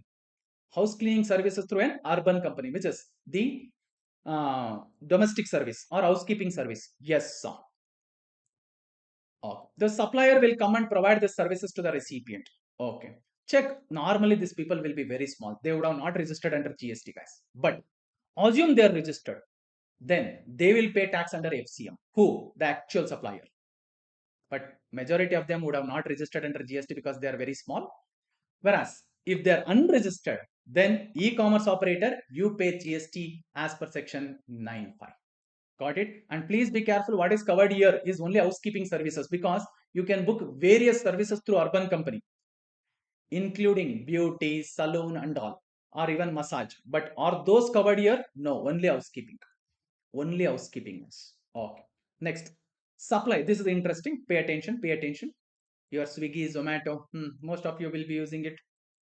Supply of restaurant service other than the services supplied by restaurant eating joints located at specified premises. What is specified premises we will see, but before that, sir, assume you, I will take your example only again. Yes, you booked a food through Swiggy or even Zomato in which hotel? Assume Sarvana Bhavan, famous in Tamil Nadu. Yes, sir.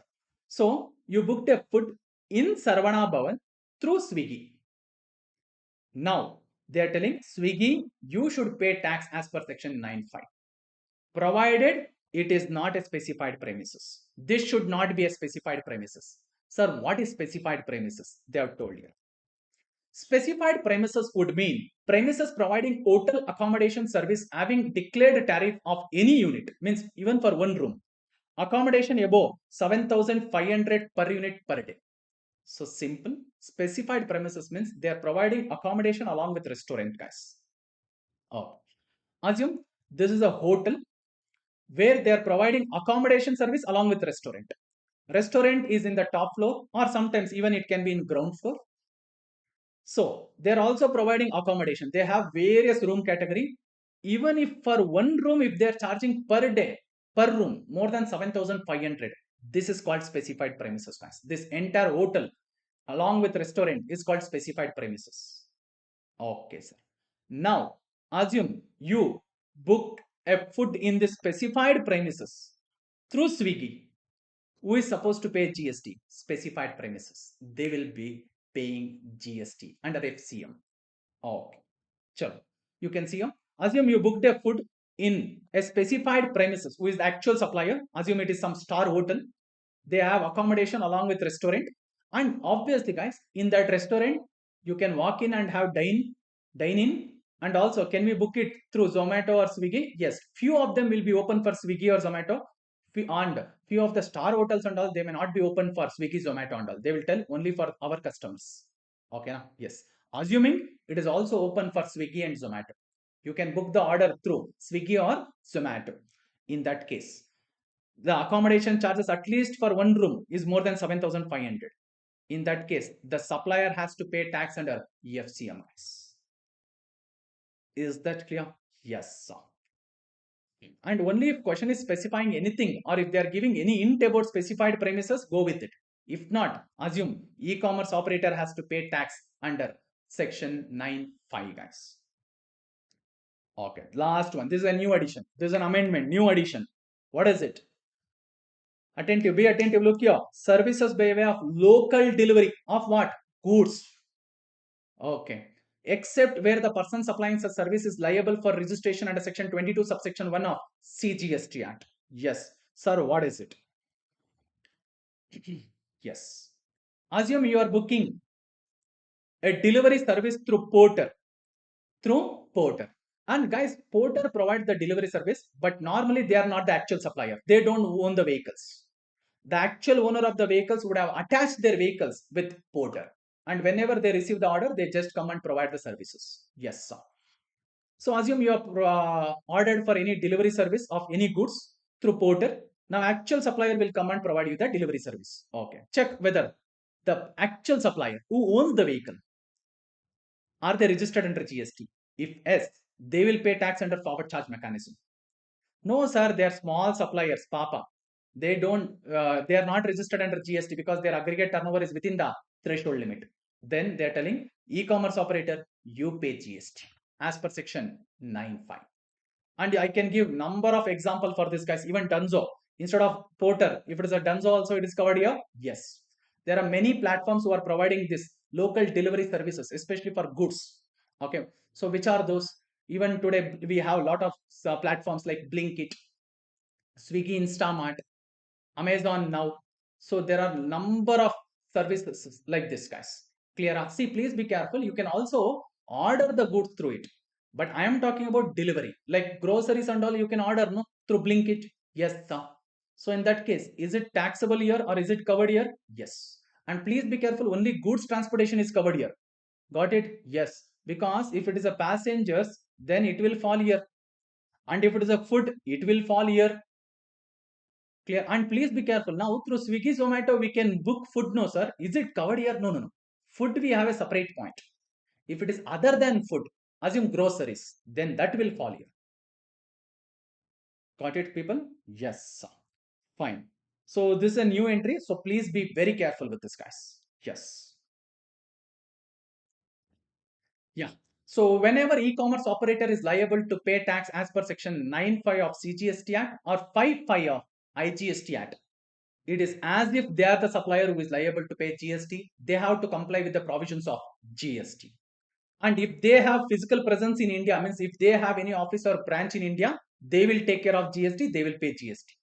Sir, what if e-commerce operator doesn't have any physical presence in India? They don't have any office or branch. Then there should be a person who is representing them in India who is having physical presence. They will take care of GST. No, sir, there is no person who is representing them in India. They don't have any physical presence also. In that case, e-commerce operator, you appoint a person who is taking care of all the GST compliance on behalf of you in India, and they will pay GST as per section 9(5). Is that clear? Yes, sir. So this is all about section 9 of CGST Act, or even the same to same provisions are covered in section 5 of IGST Act, guys. Yes, now we will learn section 10 of CGST Act, which talks about composition scheme. This is the benefit given to a small suppliers to pay tax at a lower rate, but quarterly. If you are a person who is covered under section 9, then you have to pay tax monthly. Whereas if a person is covered under section 10, they have to pay tax quarterly, that too at a lower rate. And composition scheme has its own advantages and disadvantages. We will discuss it. But this is the benefit given only to a small suppliers in order to support them. Yes. Similar, and this is similar to whatever the presumptive schemes we have in income tax no under the PGBP head. That is the presumptive scheme for business under section 44 AD, for profession under section 44 ADA, and for goods carriage business under section 44 AE, where to reduce the tax burden and compliance burden to the small business persons or small professionals. Yes, this is similar to that, but under GST. But under GST, guys. So there are two composition scheme. One is under section 10(1) and 10(2). The other one is under section 10(2)A. So let us learn about each of these, guys. Okay. So now who is eligible for a composition scheme under section 10(1) or 10(2) is manufacturer of any goods other than notified goods. Few notified goods have been kept outside.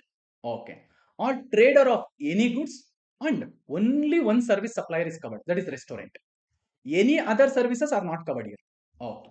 If you are doing any of this, then you have an option to follow composition scheme given in section 10(1) and 10(2). In short, I call it as RTM, guys. R for restaurant, T for trader, M for manufacturer. Or you can also remember it as MTR. Okay. Now, first, we need to check the eligibility of a person. Is he eligible for composition scheme or not? For which we need to check the aggregate turnover in the last financial year. Am I eligible for composition scheme or not in the current year? Depends on my aggregate turnover in the last financial year. Okay, sir. Fine. First, what is aggregate turnover? How do we compute it? Is given in section 2 clause 6, guys. Very important definition applicable for the entire act. Not only for section 10, for the entire act. So what is it? We will see. Aggregate turnover means it includes taxable outward supplies, but it will not include the inward supply on which RCM is applicable, guys. Guys, what is turnover? Sales. So only it includes the outward supply. Even on my inward supply, if I am supposed to pay tax under RCM, it will not be counted in aggregate turnover because it is my purchases and not sales. Okay. Then exempt supplies, exports, interstate supplies of a person having same PAN to be computed on all India basis. Now I have 10 different registration. I am doing business in 10 different states. This aggregate turnover should be branch wise, registration wise, or all India basis. All India basis. You can calculate it branch wise, registration wise, but at the end you need to aggregate it. So whatever aggregate turnover we are talking about is always on pan India basis, guys. But it excludes GST and cess. Means anything charged under GST should be excluded. Got it? Yes, sir. So if I have to explain this with an example, I have put one illustration. Yeah. You can just observe here, guys. What aggregate turnover includes? So taxable outward supply, should it be included? Yes. Next, CGST and SGST on the above should be included? No, we should not include it. So I have taken it till here. Next, inward supply, which is taxable under RCM, it is my purchases. Should it be included in my aggregate turnover? No. Next, exempt supply exports, should I include? Yes. Even if it is exempt supply, I should include it. Okay. Then, interstate supplies between distinct person. Even though if it is without consideration also, it will be a supply as per para 2 of schedule 1. Should we include it? Yes. And the value will be decided as per the valuation rules. And you need not worry, they would have given it like market value or something, they would have given it in the question, you take it. So should I include that also? Yes. So as per this example, what is the aggregate turnover? Under section 2 clause 6, it is 61 lakh, guys. Hope you understood. If you want, you can just pause for a second and go through. Yes, fine. So we need to check the aggregate turnover of which year? Last financial year, to know whether I am eligible for composition scheme in the current year or not. Okay. So for 10-1, 10-2, the threshold limit for composition scheme is 1.5 crore, guys. That is, if my aggregate turnover in the last financial year, if it is up to 1.5 crore, I am eligible. And in case of 8 special states, they have told it is 75 lakh. 75 lakh. Sir, for which states it is 75 lakh? I have given here. For the states, namely Arunachal Pradesh, Manipur, Meghalaya, Mizoram, Nagaland, Sikkim, Tripura, Uttarakhand, aggregate turnover limit shall be 75 lakh. Means if I am having operation in any one of the special state, the limit applicable for me is 75. And 75 lakh is not only for that state, for entire India, pan based. For example, assume I have a business in Meghalaya, Karnataka, Tamil Nadu. What is the limit applicable for me? 75 lakh. All 3 branches, all 3 states put together. If the aggregate turnover in the last financial year is within 75 lakh means I am eligible. I am eligible. And once I am opting for composition scheme for all 3 states, I have to follow composition scheme. It is not like one state I will follow composition scheme, another state I will follow section 9. Oh, no. You cannot do it. Okay. And as per Article 279A people, which we already learned, there are totally 11 special category states, but here only they have taken 8. They have taken only 8 out of 11. Okay, sir. Fine. And if my aggregate turnover in the last financial year is within this limit, is it mandatory for me to follow composition scheme in the current year? No, it is optional. Means even though my aggregate turnover in the last year is within this, can I still follow section 9 and pay tax at normal rate? Yes, you have that freedom. This is optional scheme. It is not mandatory. It is a benefit given. If you want, you encash it. If not, ignore it. That's all. Oh. Sir, what is the tax rate? So if you are a manufacturer of any goods other than notified goods, then it is 1% of total turnover. Whereas if you are a trader, 1% of taxable turnover. Hello, hear me out. 1% of what for trader? Taxable turnover. Whereas for restaurant supplier, it is 5% of total turnover. So for manufacturer and restaurant supplier, they have to pay tax even on exempt supplies because this 1% or 5% is on total turnover. Whereas for trader, it is 1% of taxable turnover. So if I have to explain this with an example, please pay attention. Look here. Assume this is the turnover in the current year. One more important thing. Sir, this percentage is on which year turnover? Current year. They have to pay tax quarterly. So for each quarter, calculate the turnover in the current year and pay GST at this rate. Got it? So please be careful. For eligibility, we will check last year turnover. But to pay tax, we will pay tax on the current year turnover, which is calculated quarterly. Because under composition scheme, GST payment is quarterly. Okay, sir. So assume the taxable turnover of a person is 40 lakh and exempt turnover is 20 lakh. So the total aggregate turnover comes to 60 lakh. If he is a manufacturer, he has to pay 1% GST on how much amount? 60 lakh total turnover. Whereas assume the person is a trader, then he will pay only 1% on 40 lakh, that is taxable turnover, which comes to 40,000. Hope you understood. He cannot be both, either manufacturer or trader. Correct? But I have just explained from both the point of view. From both the point of view. Got it? Yes, sir. Okay. Now, only one service is covered here, restaurant services. If I am providing only, assume, advisory service or saloon services or consultancy services, can I enjoy the composition scheme given under section 10.1, 10.2? No, you cannot. You are not at all eligible. But, sir, what if I am providing RTM? Along with RTM, I also want to provide one marginal service, means small service. Can I do it? Yes. They are given that benefit through a proviso. What is it? I will read that. Note.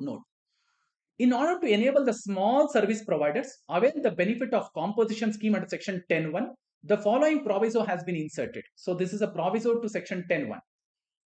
The proviso permits a registered person opting for a composition scheme under section 10.1 to supply services of a specified value not exceeding. Means for that marginal service, your turnover cannot be more than this. How much is that? 10% of the turnover of last financial year or 5 lakh, whichever is higher. So the turnover from that additional service which you are providing other than restaurant, no, it should be within this. Within this. I repeat, guys.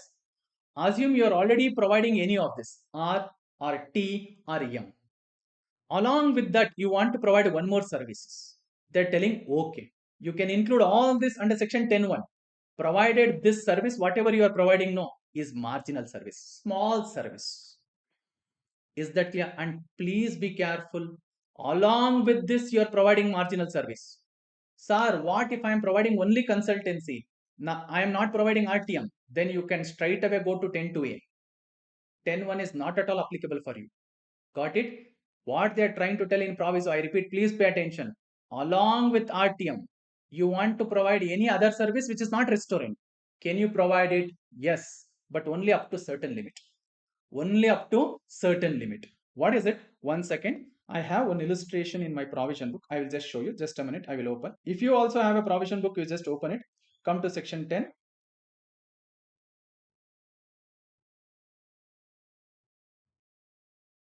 Yeah.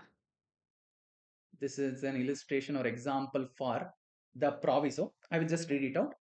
Rama is engaged in the manufacture of goods. Is aggregate turnover? Okay, is a manufacturer. If he is a manufacturer, is he eligible for section 10.1 composition scheme? Yes, sir. And if they don't specify which goods, assume it is not a notified goods. Assume it is not a notified goods, because if you are a manufacturer of notified goods, then you are not eligible for composition scheme. So if they don't specify which goods, they have just told goods, assume they are eligible. Means it is not a specified good. Sorry, it is not a notified goods. Okay, which are those notified goods? I will cover. Don't worry. Yes. Is aggregate turnover in the preceding financial year is 60 lakh? Since his aggregate turnover in the preceding financial year does not exceed 1.5 crore, he is eligible for composition scheme in the current year. Okay. Further, in the current financial year, he can supply services other than restaurant service up to what value? Last year turnover was 60 lakh. Take 10% of it, which is 6 lakh. Or standard amount 5 lakh, whichever is higher, 6 lakh. So in the current year, other than restaurant, he can provide any other services, but maximum up to how much? 6 lakh. Maximum up to 6 lakh. Now assume he wants to start advisory services. So the turnover from advisory services throughout the year cannot cross 6 lakh. Sir, what if it cross 6 lakh? Then advisory services is not eligible for 10.1. You have to take entire composition outside. Including your goods, you have to take it outside, because even if one business is not eligible for composition scheme, you have to move out completely. And once you are not eligible for 10.1, you can go and knock the door of 10.2A. If you are eligible there, you can follow it. If not, move to section 9.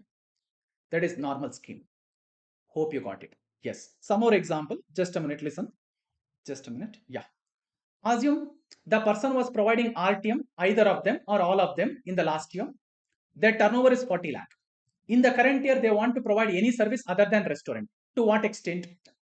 10% of 40 lakh comes to how much people? 4 lakh.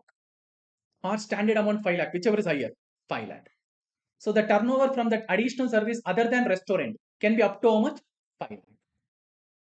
Up to 5 lakh. Same thing if I take last year turnover, assume was 80 lakh. Then 10% of 80 lakh is 8 lakh or 5 lakh, whichever is higher, 8 lakh. So up to 8 lakh, they can provide any services other than restaurant in the current year. And please be careful, in this 5 lakh or 8 lakh, the turnover of restaurant service will not be covered. Whatever extra service other than restaurant they are willing to provide, no, yes, that turnover has to be within this limit. Clear? Yes. So please be careful. This 5 or 8 lakh is for the turnover of a service other than restaurant. Yes, got it. Fine. So we covered it. Then coming to 10-2A. Sir, who is eligible for 10-2A means they didn't tell anyone specifically. They told whoever is not eligible for 10-1 can go and opt for 10-2A. Means you are providing services which is not restaurant straight away. You have to go to 10-2A. For example, assume I am providing professional services. In that case, can I follow this? No, you have to straight away go to 10-2A. And I told you, please be careful. Along with RTM, you can provide marginal service. Sir, what if I am not doing any of these three? I am doing only service which is not restaurant. Then you obviously have to go to 10-2A. Obviously, you have to go to 10-2A. Got it? Yes, sir. So, can I go and check section 10-2A? Yes. Or else, sir, I am providing RTM. Along with that, I am also providing services, but that service is not marginal service, sir. So in that case, this service become ineligible for composition scheme under section 10.1. Yes, you have to take your entire business either to 10-2A if you are eligible, if not to section 9. Yes, sir. So your service suppliers or mixed supplier who is not eligible for 10 means you are supplying maybe goods along with service, but service is not marginal. So take goods along with service to 10-2A. Okay. So what is the eligibility criteria here is? Last year aggregate turnover should be up to 50 lakh for all the states. Here there is no bifurcation. For all the states it is up to 50 lakh, pan India based. Okay.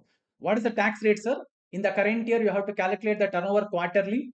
On that turnover you will pay 6%. That is 6% of total turnover. Got it? Only for trader it is taxable turnover, guys. Got it? Yes, sir. Fine. So please be careful. Who is not eligible for 10-1 only can go for 10-2A. No, sir, I am eligible for 10-1. Can I still go for 10-2A? No, you cannot. And you are not a fool also, no, because here the tax rates are lower, especially for goods and all. Correct? Huh? Will you go and pay more tax under 10-2A? No. So they have clearly told who is eligible for 10-1 cannot come for 10-2A. Okay. Sure. Next, we have a list of persons who are not eligible for both the composition scheme. The list is common. Who is not eligible for composition scheme under section 10.1 is given in 10.2. Who is not eligible for 10-2A is given in 10-2A. Okay, but the list is same. List is same. So we will study it together. So the following persons, irrespective of their aggregate turnover, they are not eligible for composition scheme. Who are those? A person who is engaged in supply of goods or services which are not leviable to tax under GST, which is non-taxable supply. For example, I am supplying petrol or alcohol. Can I follow composition scheme? No. Assume I am supplying pen along with petrol or alcohol. For pen, can I follow composition scheme? No. If you are supplying any goods which is not covered under GST, you are not at all covered under composition scheme, or you are not at all eligible for composition scheme. So for my pen business, I have to follow section 9, guys. Okay, next. A person engaged in making interstate outward supply of goods or services. I cannot supply outside the state. Sir, can I purchase from outside the state? Yes. Your outward supplies, that is sales, cannot be outside the state. Whereas your purchases, that is inward supply, can be outside the state. Guys, they are asking question on it. Please be very careful. Composition supplier cannot make outward supply which is interstate. They cannot supply outside the state.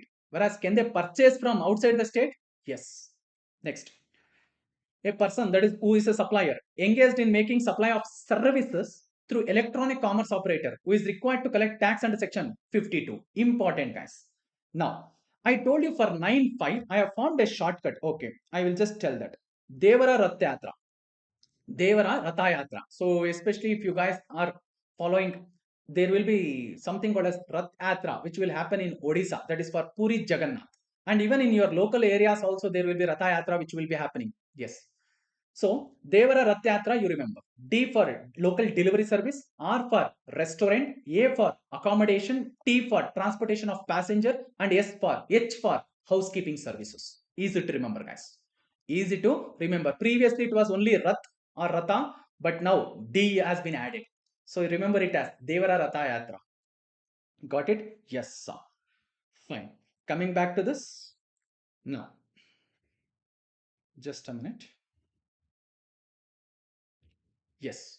Now, sir, if D-Rath services, that is whatever I just now explained, is supplied through e-commerce operator has to pay tax. So in that case, should he collect TCS and all? No, he himself is liable to pay GST. No, why will he collect TCS? Okay.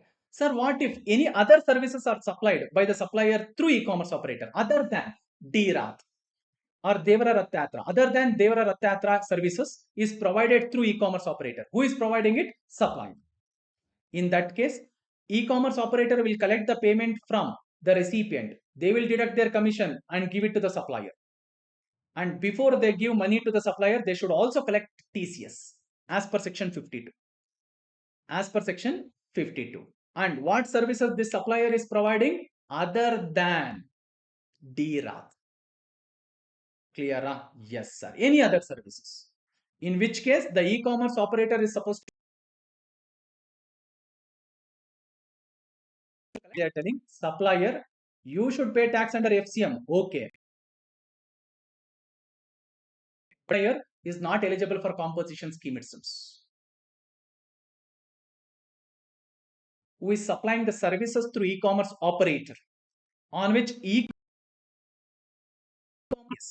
in that case, the supplier is not eligible for composition scheme, guys. Got it? Sir, what about this? If it is this services, that is Devara Ratyatra services, then supplier is not at all registered, guys. Supplier is not at all registered. They're asking e-commerce operator, you pay tax. So there is no question of composition scheme here for supplier. And obviously, can e-commerce operator follow composition scheme? No, he cannot. Okay, yes. But here, whom they have spoken about is the supplier of services which are supplied through e-commerce operator. When e-commerce operator is supposed to collect TCS on it. Okay, fine. Next, a person who is engaged in the manufacture of which products? Notified goods. Okay, I was telling about notified goods. No, I'm talking about that now. I'm covering it now. Fly ash bricks or fly ash aggregate, fly ash blocks, bricks of fossil mills or similar siliceous earths, building bricks, aerated water, earthen or roofing tiles, tobacco products, ice cream, pan masala. Yes. So if you are a manufacturer of any of these goods, you are not eligible for both the composition scheme. Sir, what if I am doing trading? You are eligible. If you are trading these products, you are eligible. But if you are a manufacturer, not eligible, guys. Please be very careful. They will test you on this in the exam. And for this products, I have formed a shortcut BAT tip. You know, for a BAT, there will be a tip. Yes, sir. So I am talking about that BAT tip. So what is the full form of this, sir? B for bricks or blocks, A for aerated water, T for tiles, another T is for tobacco, I for ice cream, P for pan masala. So if you are a manufacturer of BAT tip, then you cannot opt for composition scheme. And guys, please be careful. These are the shortcuts which I am formed for you guys to remember it easily. Please don't use this in the exams. You please use full forms. Wherever I am giving you any short form or shortcuts, that is only for you to recall the provisions. Please don't use them in the exams because the evaluator is not my student. They will not know what is this short form stands for. Yeah. Next one. Casual taxable person and non-resident taxable person. These people are the special people who are covered in section 27. They have also been defined in the law. Who are those? We will cover in registration topic. But they both cannot opt for composition scheme, guys. Got it? Yes. So these are the list of people who are not at all eligible for composition schemes. Okay, sir. Then coming to conditions and restrictions, which are common for both the composition schemes, guys. Okay, what are the conditions and restrictions? First, now for eligibility, we will check last year turnover. Yes, sir. What in the current year, if our aggregate turnover crosses the threshold limit of 1.5 crore or 50 lakh or 75 lakh, immediately we need to go to section 9. That is normal scheme. Sir, can I continue till 31st March? No, no. That is, I repeat, listen, yes. Now assume suppliers aggregate turnover in the last financial year was within threshold limit of 1.5 crore or 75 lakh or 50 lakh. So he was eligible, he was paying tax under composition scheme. But in the current year, in between the year, assume on 15th December, their aggregate turnover crossed the threshold limit of 1.5 crore or 75 lakh or 50 lakh. Can they still continue under composition scheme? No. Immediately on the same day, they have to move to section 9 and start paying tax at normal rate. At normal rate, people. Yes, this provision is given in section 10, subsection 3. Then, coming to the second point. The composition supplier shall not collect any tax from the recipient. Means they have to pay tax out of their own pocket. For their outward supply, they have to pay tax at composition rate, right? Yes, they have to pay out of their own pocket. Okay. On supplies made by him, and he shall not be entitled for any credit of input tax on their inward supply. So output tax they have to pay at composition rate out of their own pocket. They cannot collect from recipients. Whereas on their inward supply, whatever input tax they would have paid, they cannot claim the credit of it. They cannot claim the credit of it. So there is no credit for them. Whatever is their output tax, they have to pay through electronic cash ledger. For them, the credit will appear in their credit ledger, but they cannot utilize it. They have to just see it, feel happy. That's all. Forget it. You cannot utilize it if you're a composition supplier. Or next, the recipient of such supplies cannot claim input tax credit on supplies from such suppliers who have opted for composition levy. Guys, see, assume I am a composition supplier who is supplying goods to you. Now, can I collect tax from you? No, I cannot. First of all, I cannot collect tax from you. But assuming I collected, can you go ahead and claim the credit? No. If you are a person who has taken the inward supply from composition supplier, you are not eligible to claim credit on that supply. First of all, I should not collect. Assume I have collected it. Now, can you go ahead and claim the credit? No, sorry, you cannot. And as I cannot collect the tax from my recipients, assume that is you, I cannot issue tax invoice for you. Instead of that, I have to issue a document called bill of supply. And on the top of the bill of supply, I should have mentioned composition taxable person who is not eligible to collect tax from recipients. I should have mentioned it. What document should I issue to my recipients? Bill of supply. Important, guys. All this, they will ask questions. Next, even in my place of business and in my name board, I have to disclose that I am a composition taxable person, because anyone who is dealing with me should know that I am under section 10. Only after knowing that they should enter into a transaction with me. That is the intention here. So I need to disclose even in my place of business along with my name board that I am a composition taxable person, guys. Okay. Then whatever condition and restriction we just now learned is same for both the composition scheme. Then the composition scheme, if opted, is applicable under one PAN, and then it is applicable for all the businesses under the PAN or none. Guys, please listen here, few important things. Now, if I am a composition supplier, they told I cannot supply outside the state. But can I have operation in more than one state? Yes. I can have business in more than one state. Assume I have operations in Karnataka, Tamil Nadu, and Kerala. Am I still eligible for composition scheme? Yes. Provided in all these three states, I am selling only within the state. In all the three states, I am selling it only within the state. And the aggregate turnover, all three branches put together, is within the limit. Is within the limit, guys. Yes. And if by chance, if they have not given the state name, and you are supposed to check the aggregate turnover, go with 1.5 crore. Because if it is a special state, they will tell that it is a special state, or they will give the name, guys. Is that clear? Yes. Okay. And one more thing. Even if in one state, assume you supplied the goods outside the state. For example, assume one supplies you made from Tamil Nadu to Pondicherry outside the state. Now, only your Tamil Nadu business is ineligible, or all your entire business are? Entire business. All three. registrations, I have to bring it under section 9. Even if one of the state or one of the registration or one of the business becomes ineligible for composition scheme, entire business has to go to section 9, guys. Entire section, entire business, all registrations has to go to section 9. So they may give you a question like this: because is having multiple businesses or he has taken registration in multiple states. For few states or for few business he wants to follow section 10, for few business he wants to follow section 9. Can he do so? No, he cannot. It should be either all in or all out. Your entire business, all your registration should be under section 10 or everything has to be under section 9. You cannot keep few here, few there, guys. Hope you got it. Yes, sir. Okay. Then I have given you few things. Yes. What is it? I will try to explain both section 10 as well as 9 together. Now assume people, I was registered under section 10 composition scheme and I was paying tax on my outward supply at what rate? Composition rate. That is as per section 10. Please remember the rates. You are supposed to remember the rates. 1%, 5%, 6%. Please remember the rate. Yes. So on my outward supply, I am supposed to pay tax at what rate? Composition rate. Whereas I am not eligible to claim any credit of whatever tax I have paid on my inward supply. Can I claim ITC? No, sorry. But one thing, please listen here. Assume I am a composition supplier.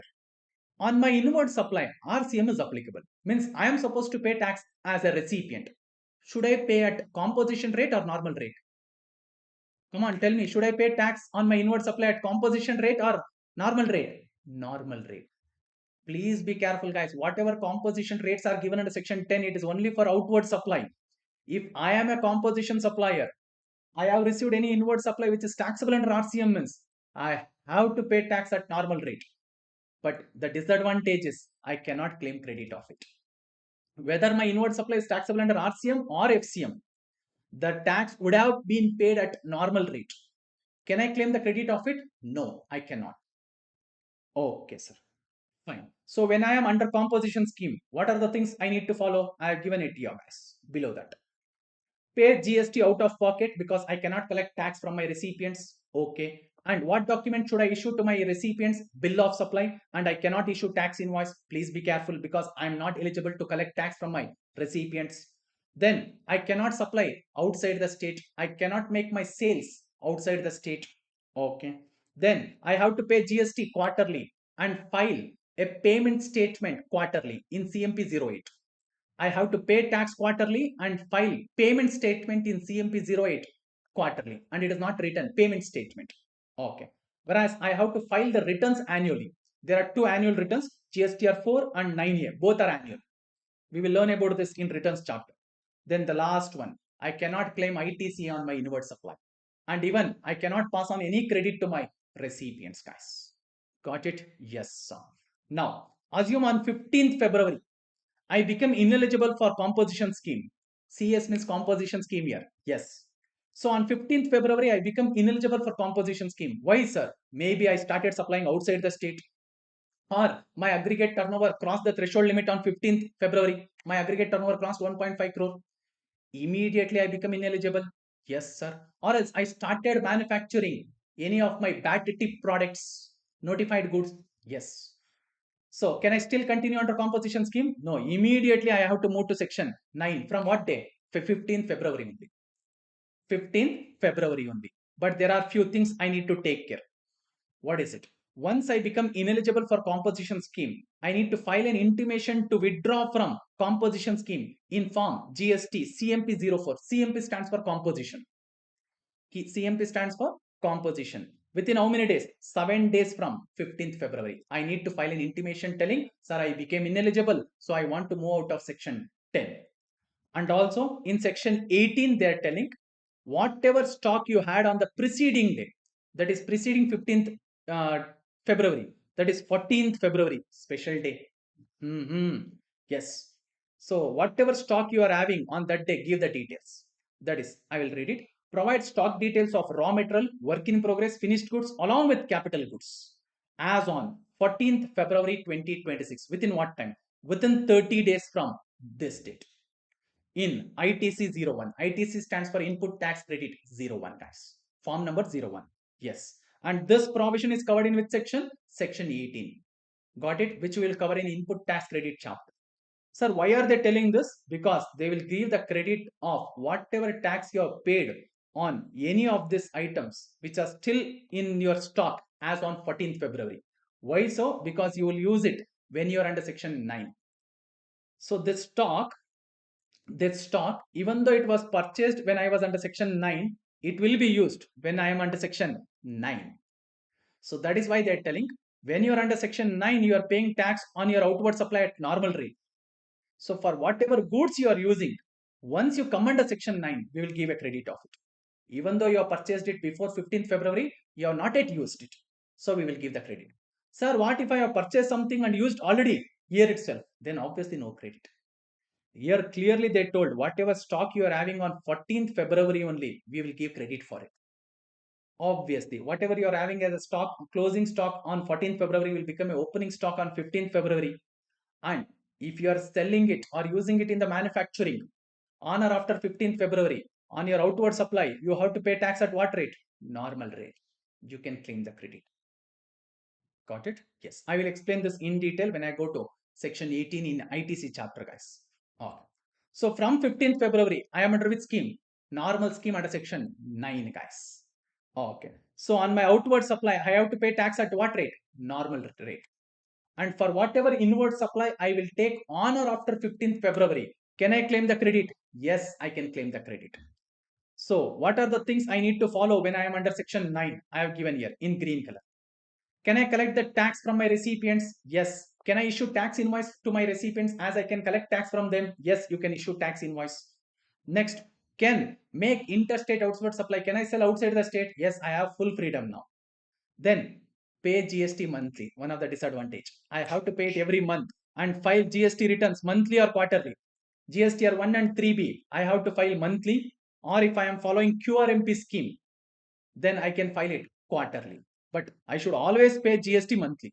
Whether I am filing returns monthly or quarterly doesn't matter. But I have to pay tax always monthly only. Clear. And QRMP is a scheme available for the person who is under section 9, not for the person under section 10. Please be very careful. Provided their aggregate turnover is within 5 crore. Got it? I repeat, QRMP scheme is available only for a person who is under section 9 if their aggregate turnover is within 5 crore, guys. We will learn this topic in returns chapter. Okay. Now, can they claim the input tax credit on their inward supply? Yes, they can claim. Obviously, they have to satisfy the conditions given under section 16 and it should not be restricted under section 17, guys. That means they can claim it. Okay, fine. So you can just pause for a second and go through this important. I have tried to cover both section 10, section 9 here. Okay. We'll move forward. Now let us see what are the advantages and disadvantages of composition scheme, both the schemes. First, let us see advantages. Classification of goods is not required. If you're under section 9, you have to classify the goods or services based on HSN code or SAC code. Yes. But here, is it required? No. Because here the rates are fixed. No matter which goods or services you are supplying, rates are fixed. Go with it. Okay. Single GST rate is applicable on all the supplies, whatever you are making. Okay. Then no requirement to issue tax invoice. Fine. They will issue bill of supply. Then payment of tax is quarterly and return filing is annually. But when they pay tax quarterly, they should also file payment statement in CMP 08. So compliance burden is reduced for them. Then coming to disadvantages of composition scheme, it has its own disadvantages also. What are those? Composition dealer cannot avail the benefit of ITC and they cannot even pass on the credit to their recipients. Yes. They have to pay the tax out of their own pocket. They cannot collect it from the recipients. Yes. Even recipient cannot claim ITC. Okay. Then they have a limited territory of business because they cannot supply outside the state. They cannot supply outside the state, guys. Okay. Then coming to aggregate turnover. Guys, aggregate turnover for the entire act is given in section 2 clause 6. What is it, people? We already learned it. Aggregate turnover includes all outward taxable supplies, exempt supply, exports, interstate supplies. Should be calculated on pan-India basis. But it will not include CGST, SGST, UTGST or IGST or cess. In simple, anything charged under GST, and it will also not include value of inward supply on which RCM is applicable. So this is the definition of aggregate turnover given in section 2 clause 6, which is applicable for the entire act. But for composition scheme, there is a two explanation given, explanation 1 and 2. Explanation 1 to section 10 talk about the eligibility turnover. To know whether I am eligible for the composition scheme or not, we need to check the aggregate turnover of which year? Last year. While checking it, they are telling exclude one more extra thing. Exclude it. Don't include it in aggregate turnover. Means take it as it is, as per section 2.6. But aggregate turnover as per section 2.6 will include all exempt supplies, right? Yes, sir. But they are telling one exempt supply you don't include. So there are number of goods and services which are exempt, guys. But they are telling one financial service which is actually exempt, which we will be learning in next chapter. They are telling don't include that, exclude it. That means any other goods or services which is exempt should be included here in the aggregate turnover. Yes, but except one service, which is financial service. Okay, let me read it. They're asking to exclude this. Value of exempt supply of services provided by way of extending deposits, loans, or advances insofar as the consideration is represented by way of interest or discount. This is one of the service which is exempt, guys, provided by banks or financial institution. They're telling don't include this in your aggregate turnover while checking the eligibility. And to check the eligibility, we will check which year turnover, people, preceding financial year turnover. Got it? So if at all, if the supplier has this, exclude it, don't include it. Sir, what if supplier doesn't have it at all? Then ignore, that's all. Got it? Yes. And what is covered here is, assume bank or financial institution, they give loan or advance for which they charge interest. They will also get the principal amount repaid, but that is not their consideration. What is their consideration is interest. Should they pay GST on it? No. Interest is exempt from GST. Yes. Then what about discount, sir? That is discounting of bills and all. Assume I have a bills of exchange whose face value is 1 lakh and the maturity period of this is 3 months. But I cannot wait till 3 months. I want some money immediately. So I went to a bank and discounted this bill. Bank paid me only 90,000. Remaining 10,000 is a discount. Loss for me, whereas gain for or earnings for bank. Now bank will wait for 3 months and encash the bill. They will honor the bill. When they honor, they will get totally how much? 1 lakh. They paid me 90,000 only, but when they are encashing the bill, they are getting 1 lakh. So in between, how much did they earn? 10,000. So is that 10,000 liable for GST? No, people. It is exempt. Got it? Yes. So this is to calculate eligibility turnover.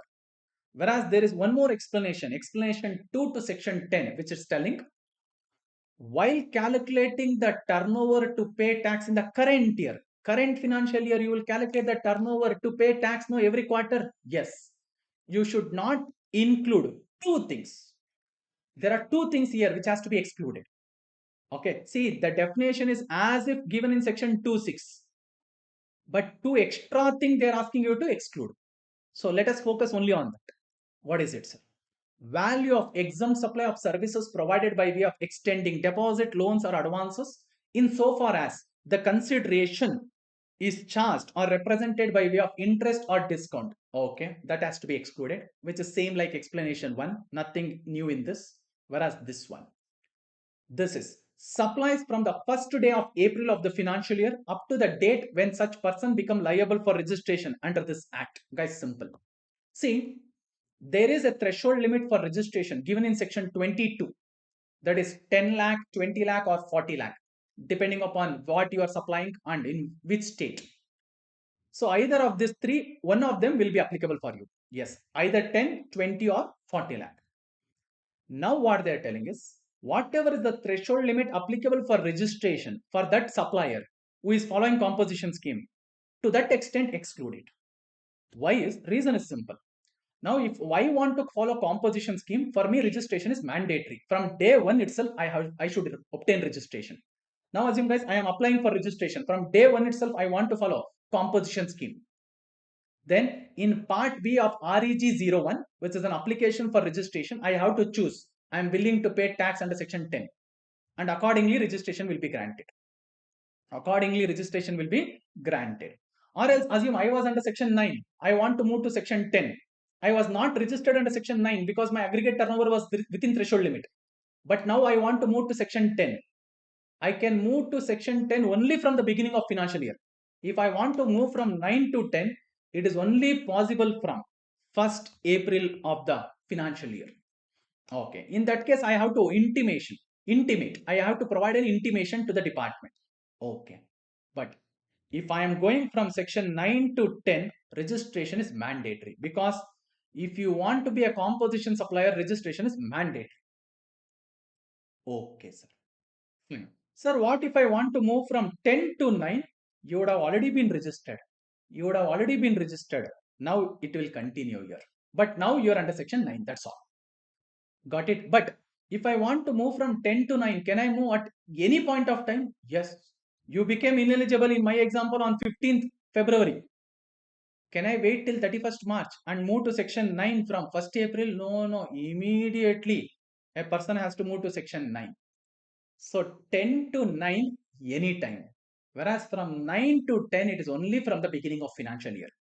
And one more thing you have to take care is, whenever a person wants to follow section 10, it is mandatory for them to get registered.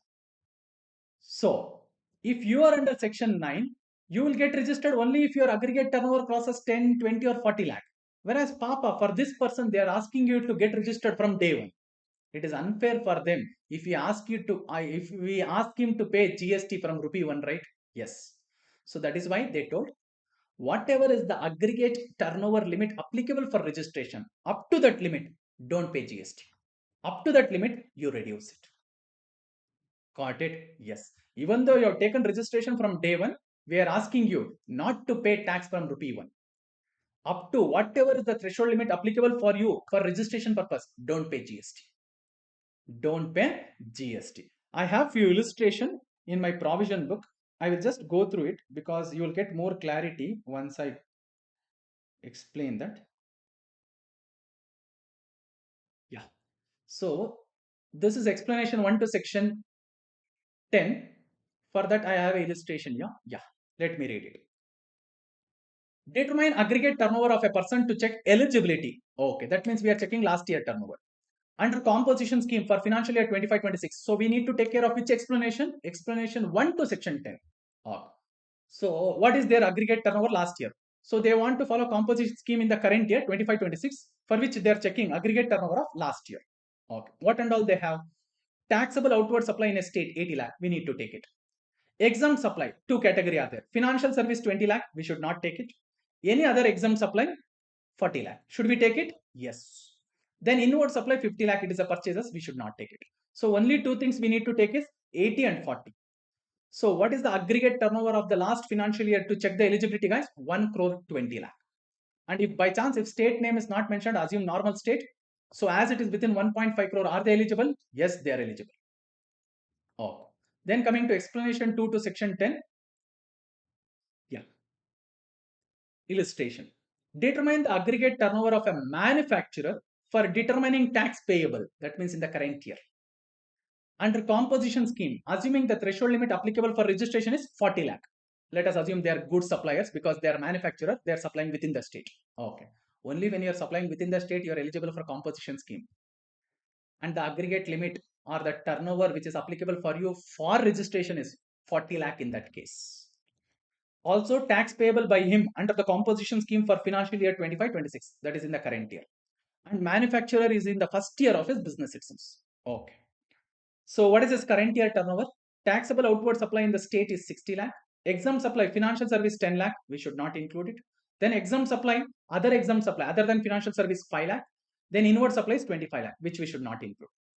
So aggregate turnover for the current year to pay tax includes 60 lakh plus 5 lakh. Correct? Yes. But as per explanation 2, we need to remove 40 lakh. That is the threshold limit applicable for registration. As is in the first year of business, we will deduct 40 lakh. Okay. So only on the remaining 25 lakh, he has to pay 1%, guys. Hope you understood. Only on the remaining 25 lakh, he has to pay 1%. Sir, even in the next year, subsequent years, we will keep on reducing 40 lakh. No, no, no. Once they cross 40 lakh, they have to pay tax from rupee 1. Assume in the next year their turnover is 80 lakh. They have to pay tax on entire 80 lakh at 1%. We should not deduct 40 lakh again and again every year. Up to the level they cross 40 lakh, we will deduct that much once they cross. Whereas in the subsequent year, they have to pay tax on the entire amount. But we need to exclude this financial service. One exempt supply we need to exclude. Okay, na? Yes. Sir, what in the same question, instead of manufacturer, if he is a trader, same illustration, but the person is trader, then he need to pay tax. Then he need to pay tax on 60 lakh minus 40 lakh. Sir, why you took only 60 lakh, sir? Here you took 65 lakh, no, sir. 60 plus 5, no, sir. Here we are not taking 5 lakh because for a trader, 1% tax is on taxable turnover. 1% tax is on taxable turnover. So we should not include any exempt supplies. Any exempt supply for a trader, only for a trader we should not include. So that means 60 we need to take minus whatever is the threshold limit for registration, deducted, remaining 20 lakh he has to pay. Sir, is this every year we need not include exempt supplies? Yes, for a trader it is always 1% of taxable turnover. Whereas this 40 lakh we will reduce it only till the extent he cross it. Whereas in the subsequent years, every year will we deduct 40 lakh? No. In the subsequent year, assume is aggregate turnover, which is only taxable turnover. Okay, let me take like this. Assume in the subsequent year is aggregate turnover is taxable turnover 40 lakh and exempt turnover is 20 lakh. He should pay tax only on 40 lakh at 1%. He need to pay tax on 40 lakh at 1%, guys. That's all. Got it? Yes. But one more thing. Sir, here aggregate turnover includes exports, interstate supplies and all. But you told that the composition supplier cannot supply outside the state. No, sir. Yes, they cannot supply outside the state. But assume in the current year they want to follow composition scheme. In the last year, can they be engaged in this? Yes. Yes, they can be. But once they come under composition scheme, can they supply outside the state, outside the country? No. But why is it given here, sir? Guys, it is given in aggregate turnover definition given in 2.6, which is common for entire act, not only for composition scheme. So if you ask me, here it is irrelevant. Because once you come under composition scheme, in the current year, can you supply outside the state or outside the country? No, you cannot. So for this purpose, this will be irrelevant actually. Got it? Yes. But don't worry. This is a definition given in section 2 clause 6 for aggregate turnover, which is applicable for the entire act, guys. Entire act. I repeat. Now, in the current year, if I want to follow composition scheme, what if I have supplied in the last year outside the state or outside the country? Is there any problem? No. But include it in your aggregate turnover. But once I come under composition scheme, can I do any of this? No, sorry. You cannot supply outside the state or outside the country. Got it? Yes. Fine, guys. So we have covered completely chapter 3. Come to the section list. We'll just mark the sections which we have covered. Yes. So under CGST Act, we have covered section 9 along with section 10, guys. Whereas under IGST Act, we have covered section 5. And sir, what about composition scheme under IGST Act? Guys, we know that a composition supplier cannot supply outside the state. So obviously, with respect to composition scheme, there is no provisions covered under IGST Act, guys. So this is all about chapter 3.